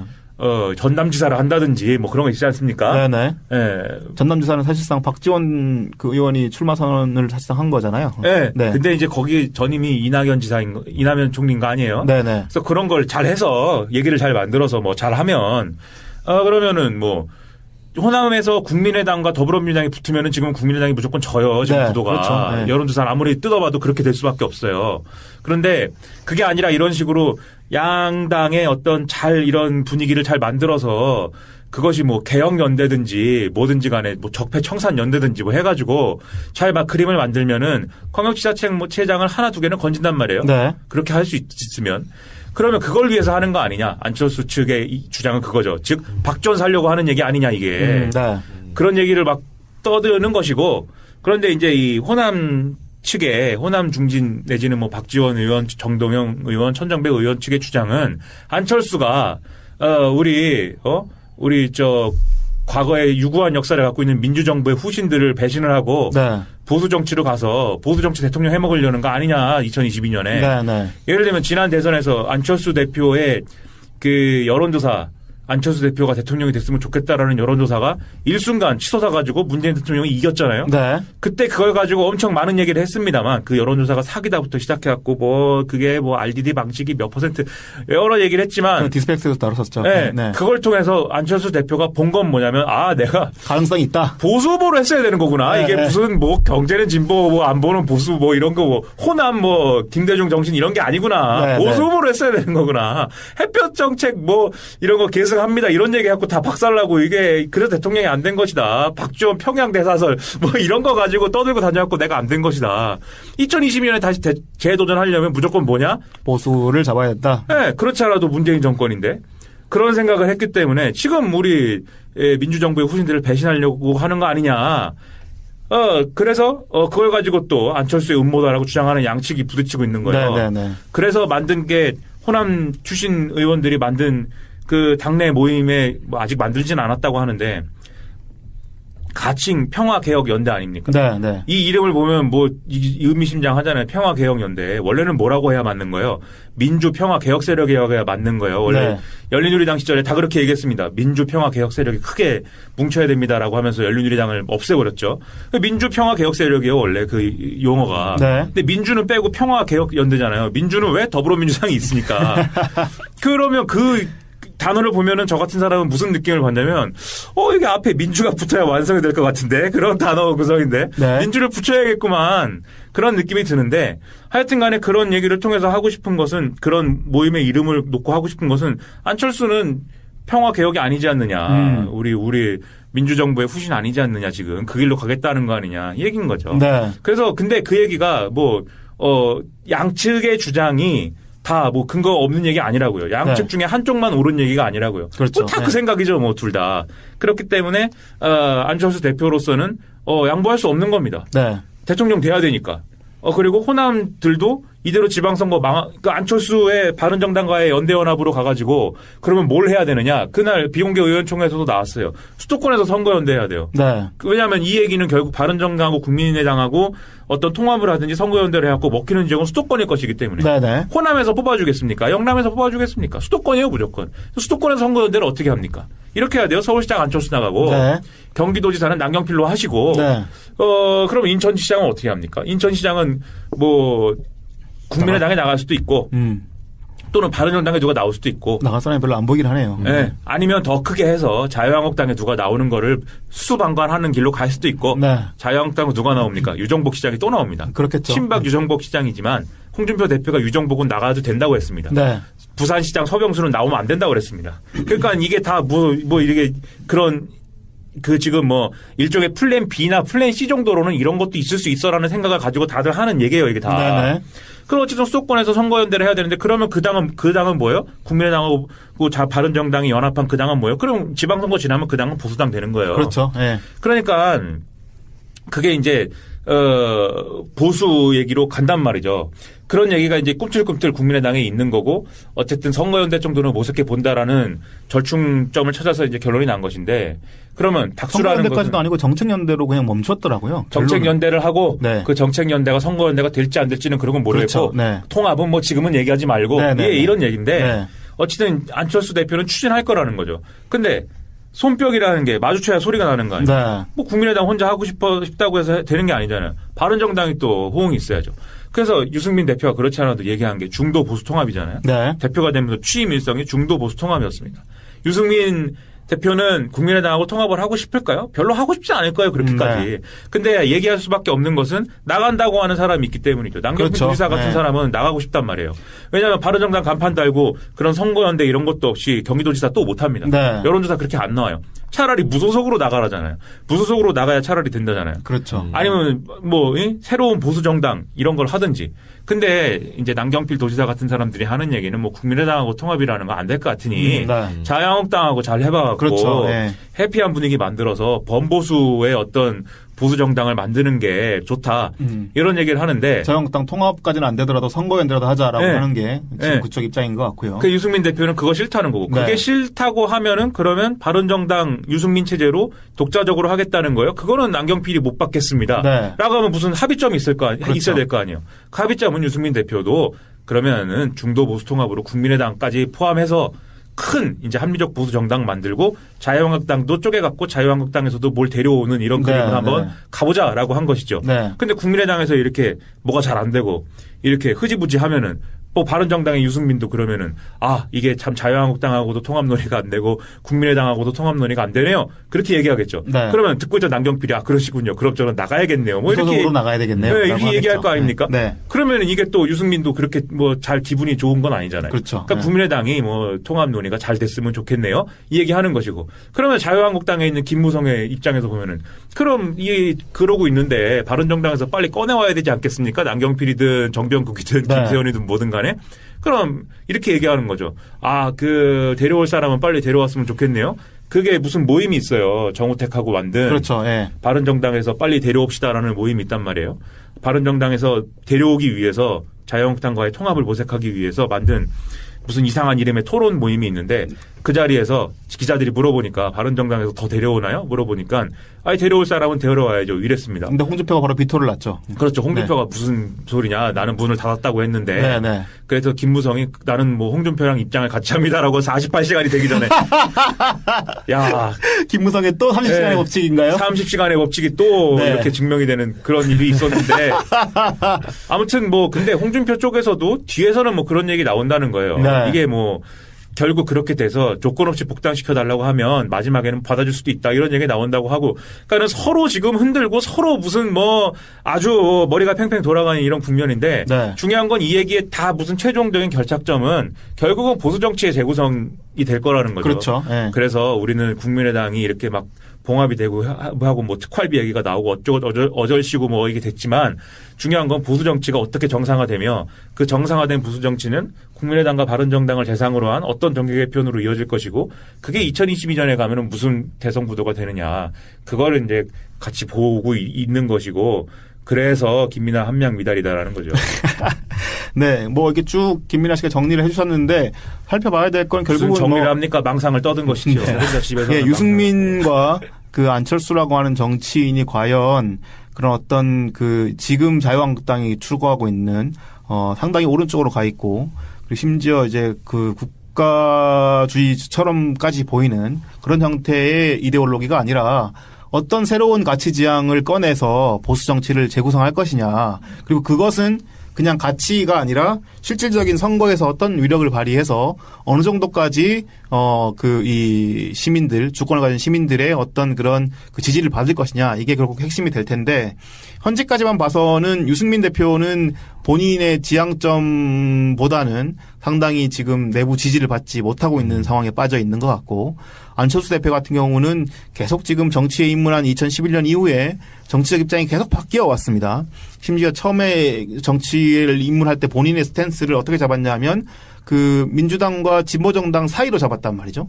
그래서 이제 그 안철수 그의 생각이라는 책에 보면 그런 내용들이 나와요. 그 본인은 뭐 그쪽 더불어민주당과 그 진보정당 사이에 있는 정책들을 추진하면서 그 당시의 새누리당, 당시의 한나라당이죠. 한나라당 세력을 배격하는 방향으로 정치적 스탠스를 잡겠다라고 했다가 그 이후에는 또 안 보는 보수, 경제는 진보 이렇게 또 바뀌었다가 또 이제 와서는 사실상 급증주의를 내세우고 또 그러면서 또 무슨 새로운 보수의 가치를 또 이렇게 얘기할 것처럼 보이고 이런 식으로 거의 정치적 가치나 지향성을 어떤 일관되게 추진하는 방향이 아니라 거기에 시위에 맞게 본인의 유리한 어떤 그런 판단만을 계속 가지고 와서 가치를 거기에 맞게 활용하는 그런 방식의 정치 행태를 보여주고 있기 때문에 과연 이것이 새로운 보수로서의 어떤 지향을 만들어갈 수 있는 그런 준비가 되겠느냐라고 하는 의구심을 가질 수밖에 없는 거고 또 심지어 그러니까 문재인 정권이 잘해야 된다 이겁니다. 네.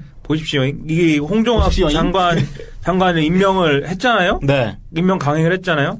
그러면은 세상 사라는 게 그래요. 홍종학이 문제가 있든 없든 임명 강행을 했으니까 자유한국당, 국민의당, 바른정당은 가만히 안 있죠. 뭐라고 떠들잖아요. 네. 뭐라고 떠드는데 이제 여기서 주목해야 될 것은 원래 홍종학 장관 임명을 하면은 이진성 헌법재판소장 임명 동의 안 하고 연계를 할 것처럼 자유한국당이 막 얘기를 했는데 네. 지금도 불분명한 태도긴 하지만 이진성 헌법재판소장은 그냥 갈 것 같아요. 왜냐하면 국회가 어떻게 한 번 더 뒤집습니까? 그걸. 네, 별로 논란이 될 만한 사안도 지금 못 찾아낸 것 같고. 청문회 하는데 시의 낭독하잖아요. 네. 얼마나 평화로운 분위기예요. 내가 모두 인사말을 하지만 내가 시를 한번 낭독해 보겠습니다. 얼마나 쟁점이 없으면 시를 읽고 있냐고 거기서. 네. 실제로 쟁점이 없었고. 여러 가지 민감한 질문을 했지만 다 상식적으로 대답했습니다. 네, 맞습니다. 모두를 만족시키는 대답, 북한은 주적이고요. 국가보안법은 폐지는 아니고 하여튼 개정을 하든지 부작용을 최소화해야 되고요. 양심적 병역 거부 이런 하여튼 그건 모르겠으나 대체복무제는 허용을 생각해 볼 수도 있고요. 낙태는 미국처럼 일정 정도의 시간까지는 허용할 수 줄 수도 있고요. 하여튼 상식적인 대답을 했어요. 네. 그거 좋단 말이에요.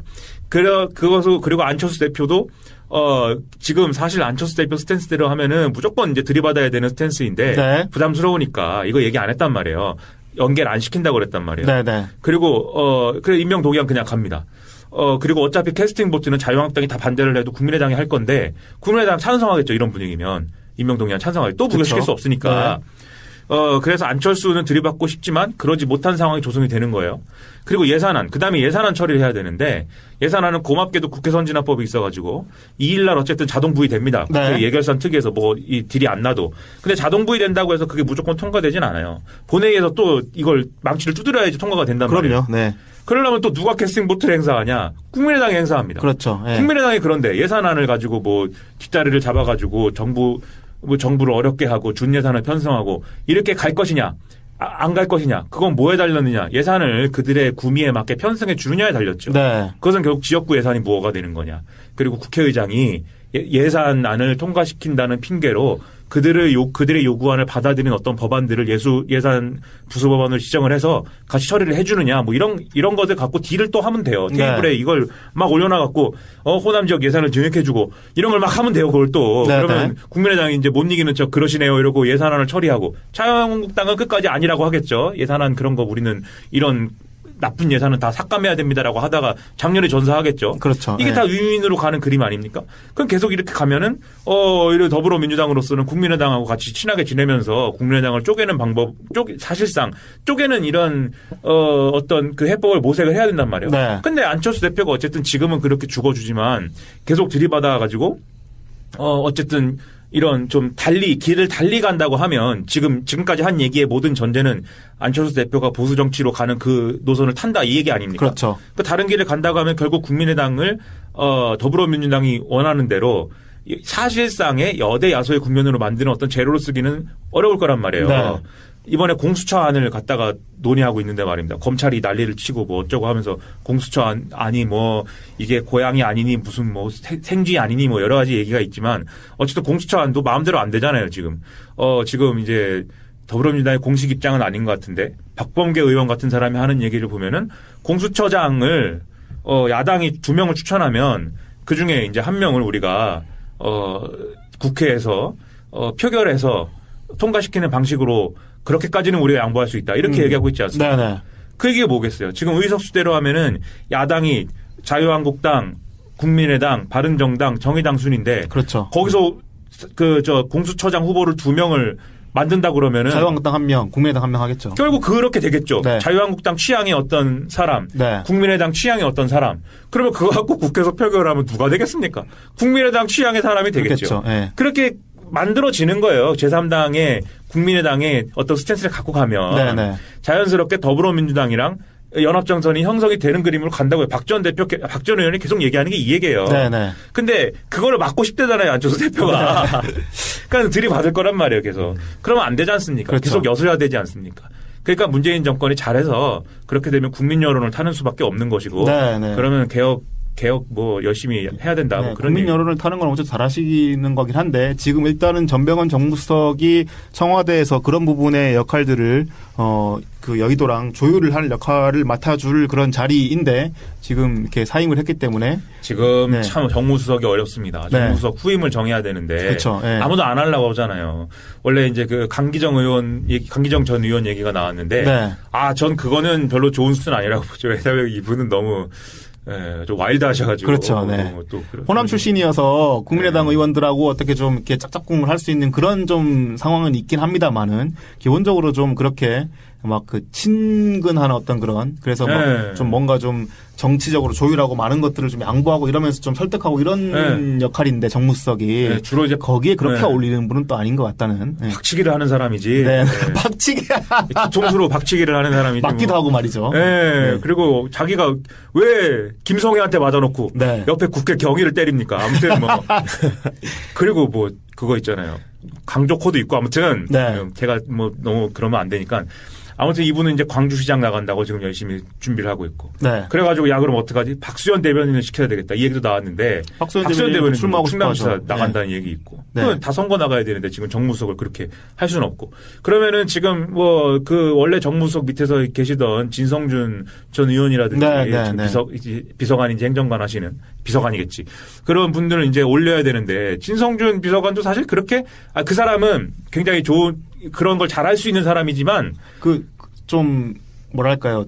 국회의원을 선수가 좀 예, 한 번인가 두 번인가요? 예. 우리가 너무 또 그렇게 얘기하면 안 되지만 급이 좀 떨어진다는 얘기를 야당들이 할 수가 있고 그렇겠죠. 그리고 조선일보 이런 데가 자꾸 운동권이라고 하니까 그리고 진성준 의원이 의원할 때 이제 국방 쪽 관련해서 많은 것들의 목소리를 높이고 뭐 이랬던 그랬어요? 분이어서 예. 그래서 뭐 보수 세력에서는 아마 그렇게 좋아하지는 않는 그런 쪽이다 보니까 네, 그런 부분도 있을 것 같고요. 그래서 난리다 이거죠. 조선일보 하루가 멀다 하고 지금 운동권 청와대 비서실. 네. 중앙일보 오늘 칼럼 봤는데 제목이 이렇습니다.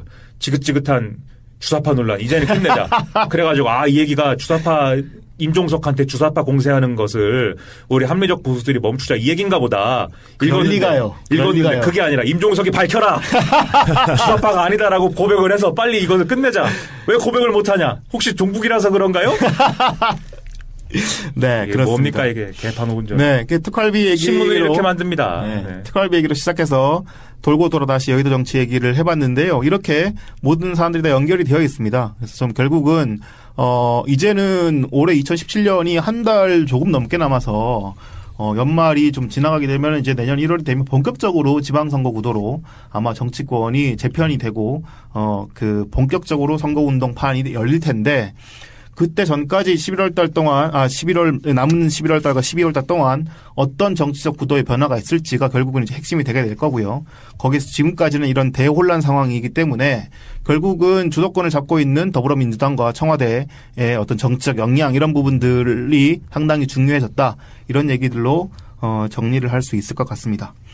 네, 저희는, 본방송은 잠깐 여기까지 마치고요. 잠깐 쉬었다가 디스펙트 소코너 여의도 동물원에서 찾아뵙도록 하겠습니다. 네, 조금 이따 봬요.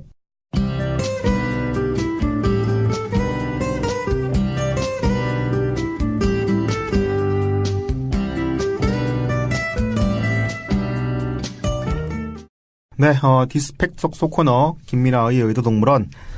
오늘 얘기는 시진핑 중국 국가주석의 특서로 북한을 방문했던 숭타오라고 하는 중국 공산당 대외 연락부장이 김정은을 못 만나고 돌아왔다. 이 얘기가 지난 주 중반에 보도가 됐고요. 그리고 그 이후에 바로 트럼프 대통령이 기다렸다는 듯이 북한을 9년 만에 테러 지원국으로 재지정하는 그런 선언을 했습니다. 그래서 이 내용이 어떤 내용인지 기본적인 팩트들을 정리를 하고 분석에 들어가도록 하겠습니다. 어떤 내용인지 한번 이재호 기자가 정리해 주시죠. 네, 먼저 북한을 방문했던 숭타오 중국 공산당 대외 연락부장 이야기입니다. 중국 관영 신화통신은 지난 20일 숭타오 특사가 방북 기간 북한 노동당 중앙영도자와 회담을 진행했으며 양국 관계와 한반도 문제 등 공동의 관심사에 대해 의견을 교환했다. 이렇게 보도했습니다. 네. 숭타오 부장은 이번에 최룡해 북한 정치국 상무위원 겸 노동당 중앙위 부위원장, 리수용 노동당 중앙위 외교담당 부위원장과 만났습니다. 그리고 중국 공산당 대외연락부는 두 만남을 최룡해 부위원장 숭타오 특사와 회견, 숭타오 특사 리수용 부위원장과 회담 이렇게 구분했었습니다. 네네. 하지만 북한 조선중앙통신과 중국 공산당 대외연락부는 김정은 위원장과 숭타오 부장의 만남 여부에 대해서는 이날까지 아무런 언급을 하지 않았습니다. 네, 이날이라고 하면 20일인데 20일 이후에도 계속 사실상 안 만났다는 얘기로 계속 나올 만큼 결국은 지금은 확인됐다고 봐도 될 것 같습니다. 김정은을 못 만나고 돌아왔다. 이 내용이 확인된 거고요. 중국의 경우에는 역대 이제 당대회에 얼마 전에 이제 시진핑이라고 하는 국가주석의 사상을 공산당 당원의 당장이죠. 당장에 삽입할 만큼 역대 당대회 저희가 한번 정리해드렸죠. 당대회가 있었잖아요. 그 당대회가 끝나자마자 항상 북한의 특사를 보내왔고요. 이 북한의 특사들은 항상 북한 최고 지도자와 면담을 하고 이렇게 나왔었습니다. 그런데 이번처럼 이렇게 모호한 표현으로 언론에 보도가 된 적이 없었는데요. 이전 사례들을 보면 앞선 2012년 11월 달에 18차 당대회를 마치고는 리젠거 전인대 부위원장이 방북 이틀 만에 김정은 당시 국방위 제1위원장을 만났고요. 당시의 신화통신은 김정은 리젠거 회견이라고 명시해서 보도를 했었습니다. 2007년이죠. 2007년 10월 17차 당대회 때도 류인산 중국 공산당 중앙선전부장이 방북해서 이틀 만에 김정일 당시 국방위원장을 만나서 이때도 똑같이 김정일이라고 하는 이름이 명시된 그런 중국 언론 쪽에 보도가 나왔습니다. 그렇기 때문에 이번에 김정은 북한 노동당 위원장을 만나지 못하고 이렇게 돌아온 게 사상 처음이다 보니까 지금 언론들이 상당히 이 부분을 부각해서 뭐 배경이 어떤 것이냐 이런 부분들을 보도하고 있는데요.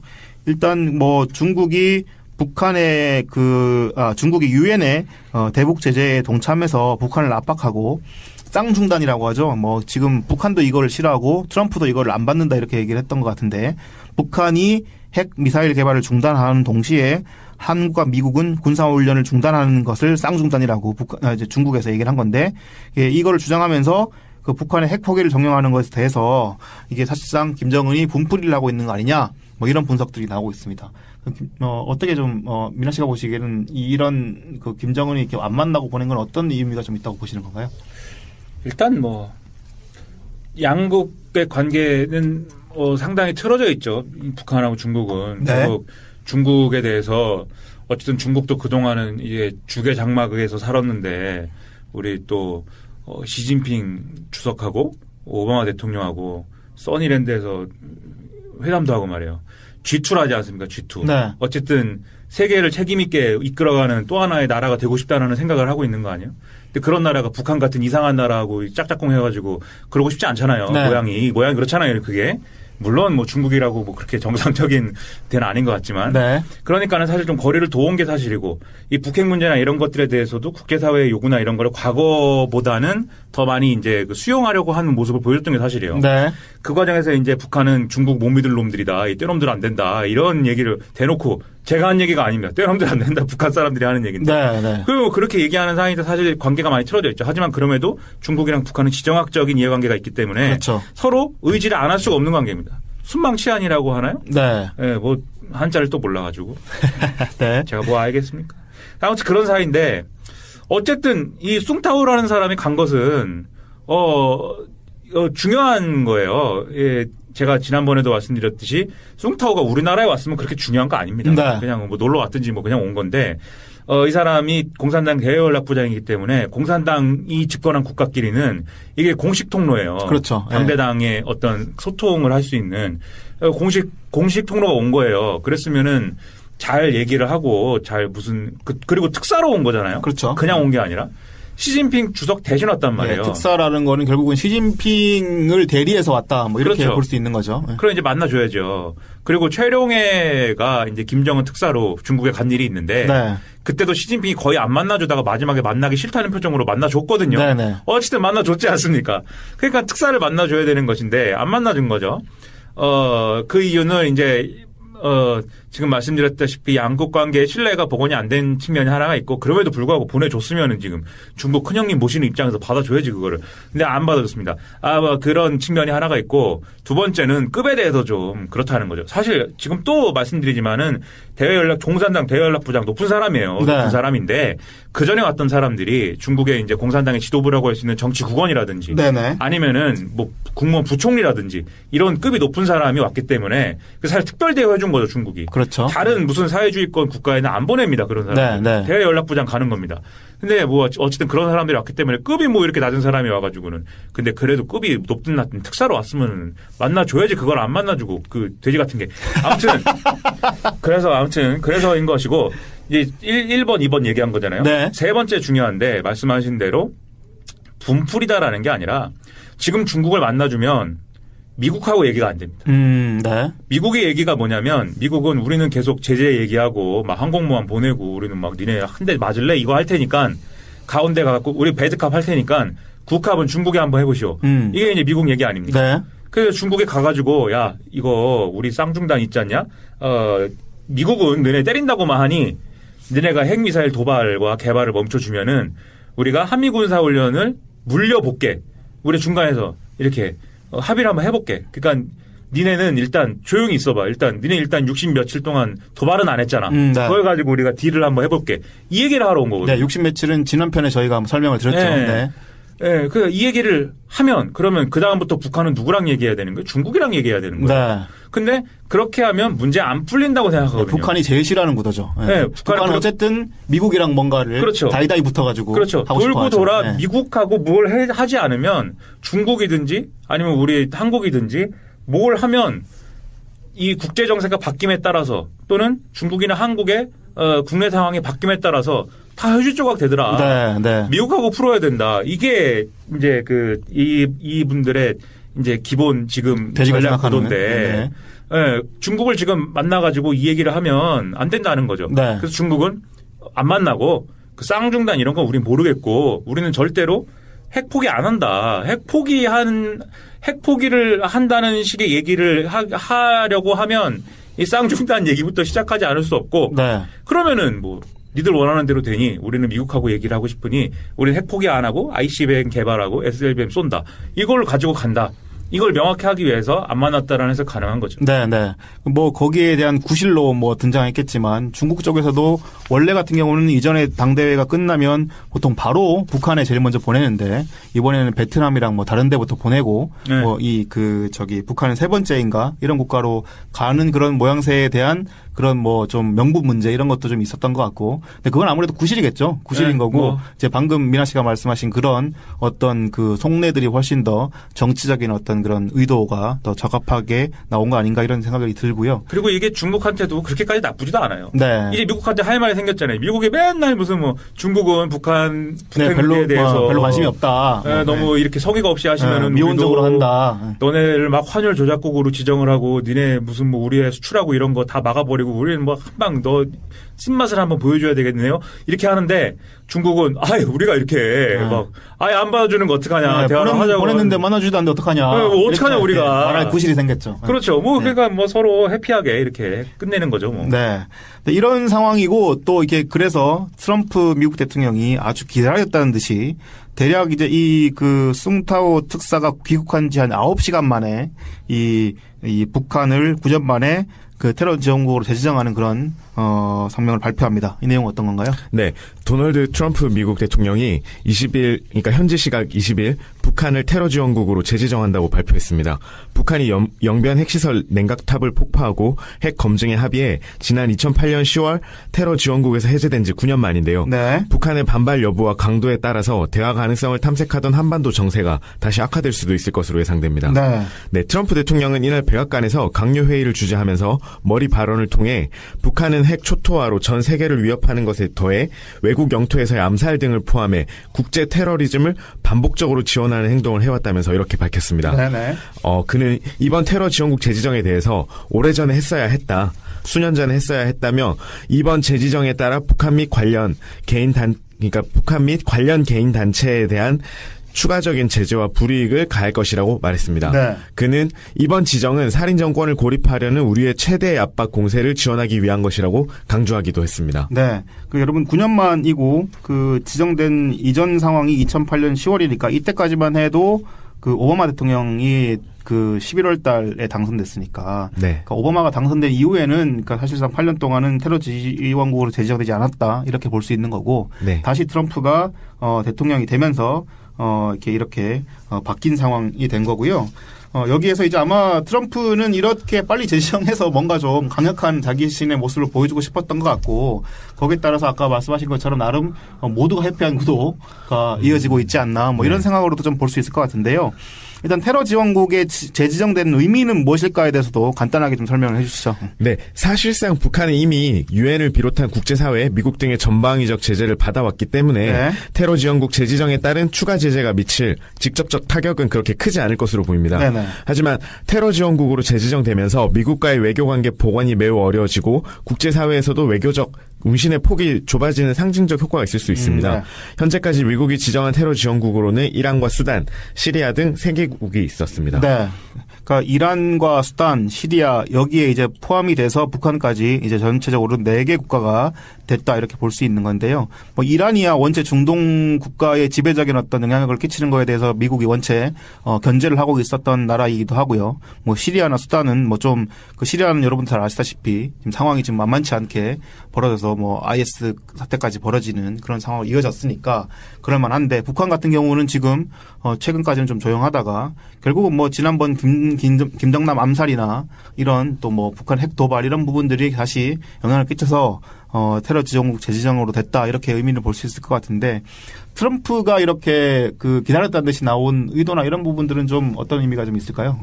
일단 뭐 기다렸다는 듯이 나왔지만 사실은 지정했어야 되는 것을 미룬 것이죠. 네. 그러니까는 트럼프 말이 맞다는 게 아니라 그 미국의 법에 의하여 그 상하원의 그 결정 사항에 의하여 그게 데드라인이 있어요. 네. 며칠까지 북한을 테러 지원국으로 지정할지 여부를 결정해야 된다. 그래서 테러 지원국으로 지정을 안 합니다라고 결정할 수도 있고, 네.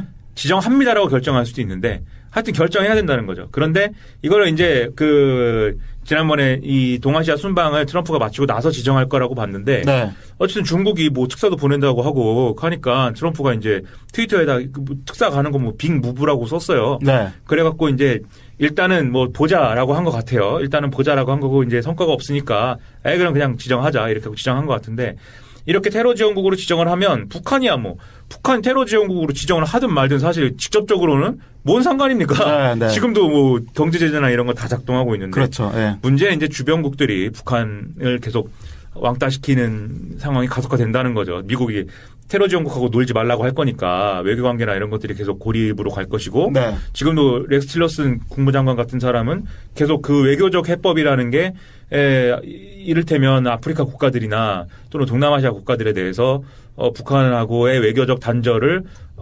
계속하고 경제적 어떤 그런 서로 상호 간의 어떤 협력 관계를 청산해라 이런 걸 요구하는 것이다라고 얘기하고 있잖아요. 네. 그런 흐름이 강화되는 것이고 결정적으로는 중국에 있는 개인과 기관과 단체들이 어떤 형식으로든 북한하고 거래를 하거나 관련을 갖고 있는데 그런 중국의 개인과 기관과 단체를 제재할 수 있는 근거로 작용할 수 있는 거죠. 테러 지원국이. 테러 지원국하고 니네가 거래를 하고 있구나라고 해서. 그래서 실제로 제재 리스트를 발표했는데 거기에 이제 중국 이런 게 있는 거고 북한은 우리가 잘 모를 수 있는데 아프리카 국가들하고 친하단 말이에요. 네. 무가베라는 사람이 집에 갔는데 그렇죠. 뭐 짐바브웨요? 네. 난 짐바브웨 어디 있는지도 몰라요. 솔직히 얘기하면.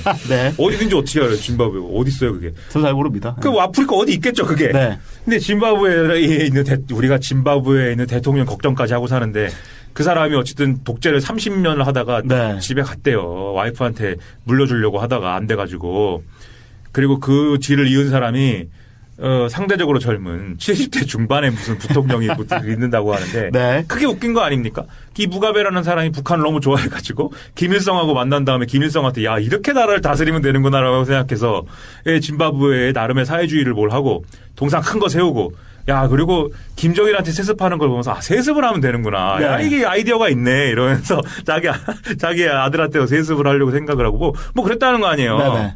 그러니까 이렇게 아주 끈끈한 관계인데 그런 것들을 이제 차단을 시키는 것이고 그리고 또 재미있는 것은 이건 여담인데 짐바브웨의 대통령이 물러나는 과정에는 짐바브웨 군부가 쿠데타를 일으켜갖고 물러나셔야 되겠는데요라고 한 게 크게 작용한 거 아닙니까? 네. 근데 이제 일부에서는 이 쿠데타를 사주한 건 중국이다 이런 얘기도 이제 나온다는 거죠. 네네네. 짐바브웨 군부가 하기 전에 중국하고 군사교류를 하는데 같은 사회주의다 이거죠. 네. 그래서 교류도 하고 이런데 중국 그 군 핵심들을 만나고 갔다는 거 아니에요. 근데 그거에 대해서 중국은 전혀 사실무근이고 소설이다라고 하는데 근데 또 그게 결국은 중국한테 이득이 된다는 얘기 아니겠습니까? 네. 무가베는 친북이고 그 뒤를 잇는 무슨 이름 이상한 사람이 있는데 그 사람은 친중이라는 거예요. 네네. 뭐 그런 얘기 실제 그런지 모르겠어요. 아프리카 사람도 아니고. 근데 이제 그렇다는 얘기가 있으니 그런 걸 보면서도 북한은 기분이 나쁘겠다 이거죠. 나쁘겠죠. 네. 이건 뭐야 이거? 이럴 수가 있어? 김정남을 내가 알아서 잘 죽였구만. 네. 네. 그런 상황이 된 거죠. 김정남으로 바꾸고 싶을 수도 있는데 얼른 죽였다. 잘했다. 김정은. 아프리카의 상황까지 이렇게 다 동아시아 정치에다 연결이 되는 상황이고요. 연결이 되는지 아닌지는 모르고 그냥 그렇게들 떠들고 망상들 하더라는 거죠. 네, 그렇다게 본다면 북한이 왜 이렇게 시진핑의 특사를 면담을 거부했는지, 북한이 아니라 이제 김정은이. 그래서 우리나라 아주 힘들어졌어요. 보세요. 예, 결국 그래서 이제 네. 얘기해야 될 것인 한국은 여기서 그럼 어떤 정치적 스탠스를 취해야 되느냐, 이게 결국은 핵심이 될 텐데요. 그건 어떤가요?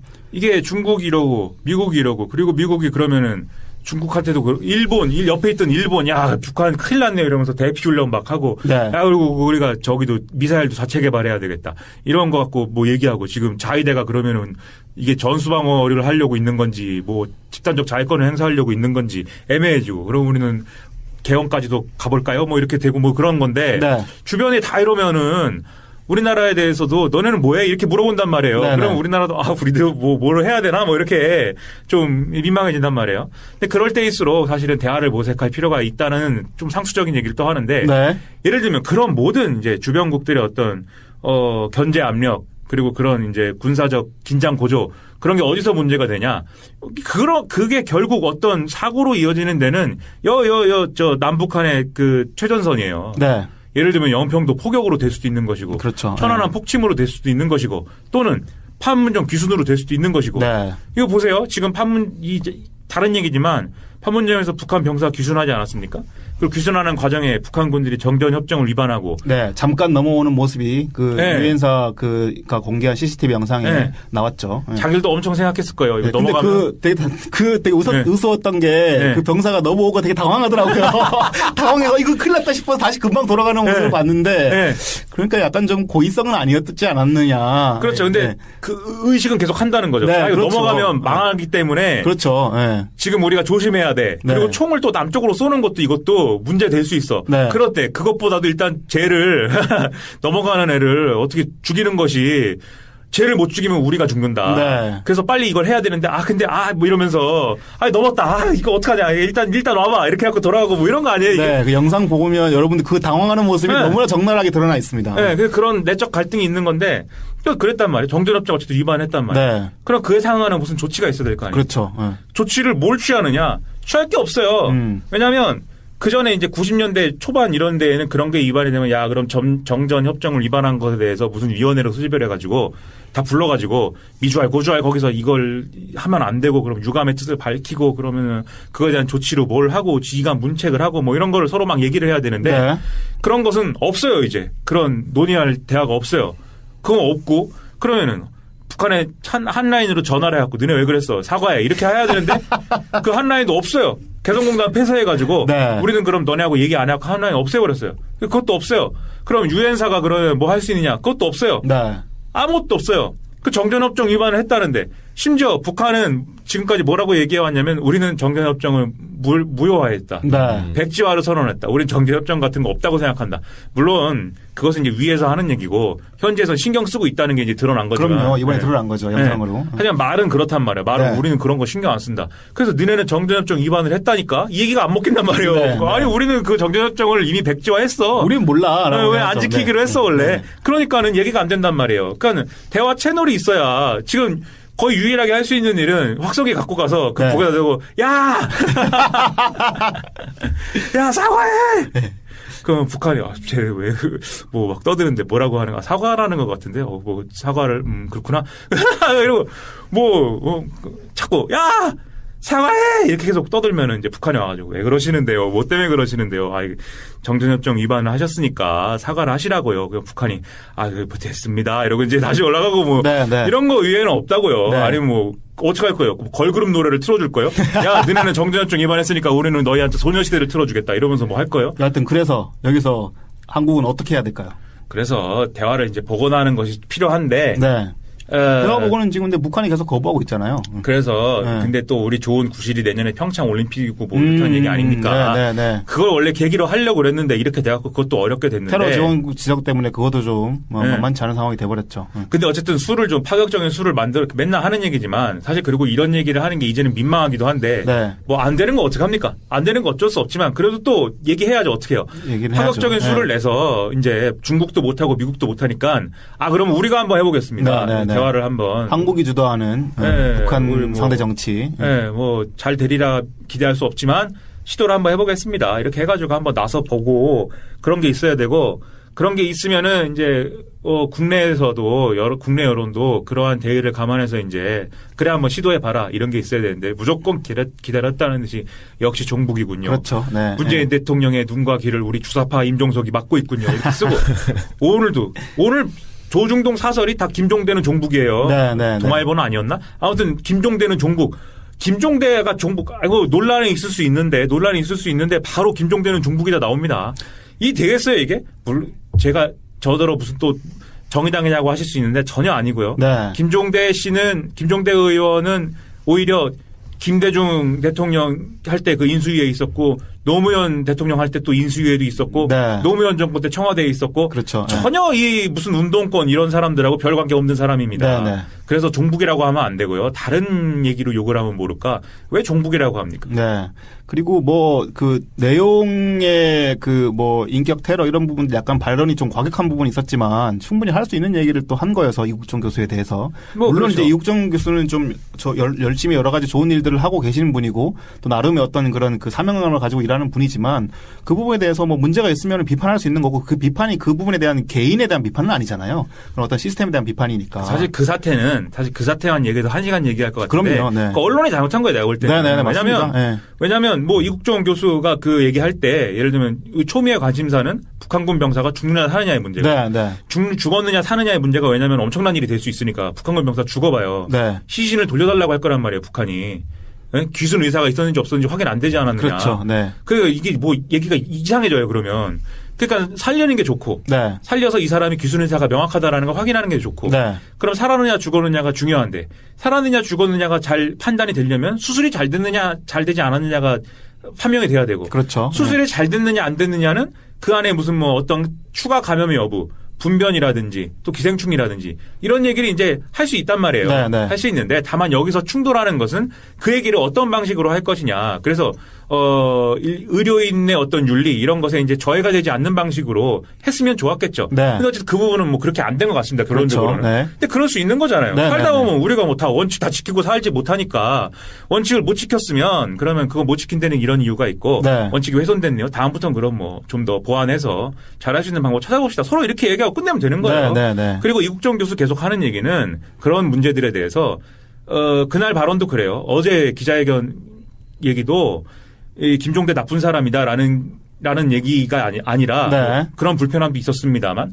언론과 그리고 이런 이제 그 의료계의 어떤 여러 가지 나오는 이 외상센터나 이국정 교수 어떤 하는 일들에 대한 어떤 불만과 그리고 그것을 제대로 지원해주지 않는 어떤 정부 정치권과 그리고 어쨌든 자기 열심히 일하는데 알아주지 않는 동네 사람들과 뭐 헬기가 시끄럽다 민원 뭐 이런 거 네. 그런 거에 대한 얘기 다 쏟아낸 건데 이 언론들이 다 그런 거 다 한겨레 같은 불충한 언론들이 그런 거 다 자르고 이국정 교수가 김종대를 욕하네요 이것만 딱 해가지고 그런 식으로 대결 구도를 그렇게만 딱 남기고 없애버리니까 한겨레는 어제 그 일문일답을 다 실었습니다. 네, 기사에서. 우린 잘했다 이거예요 지금? 잘했다는 건 아니고요. 네.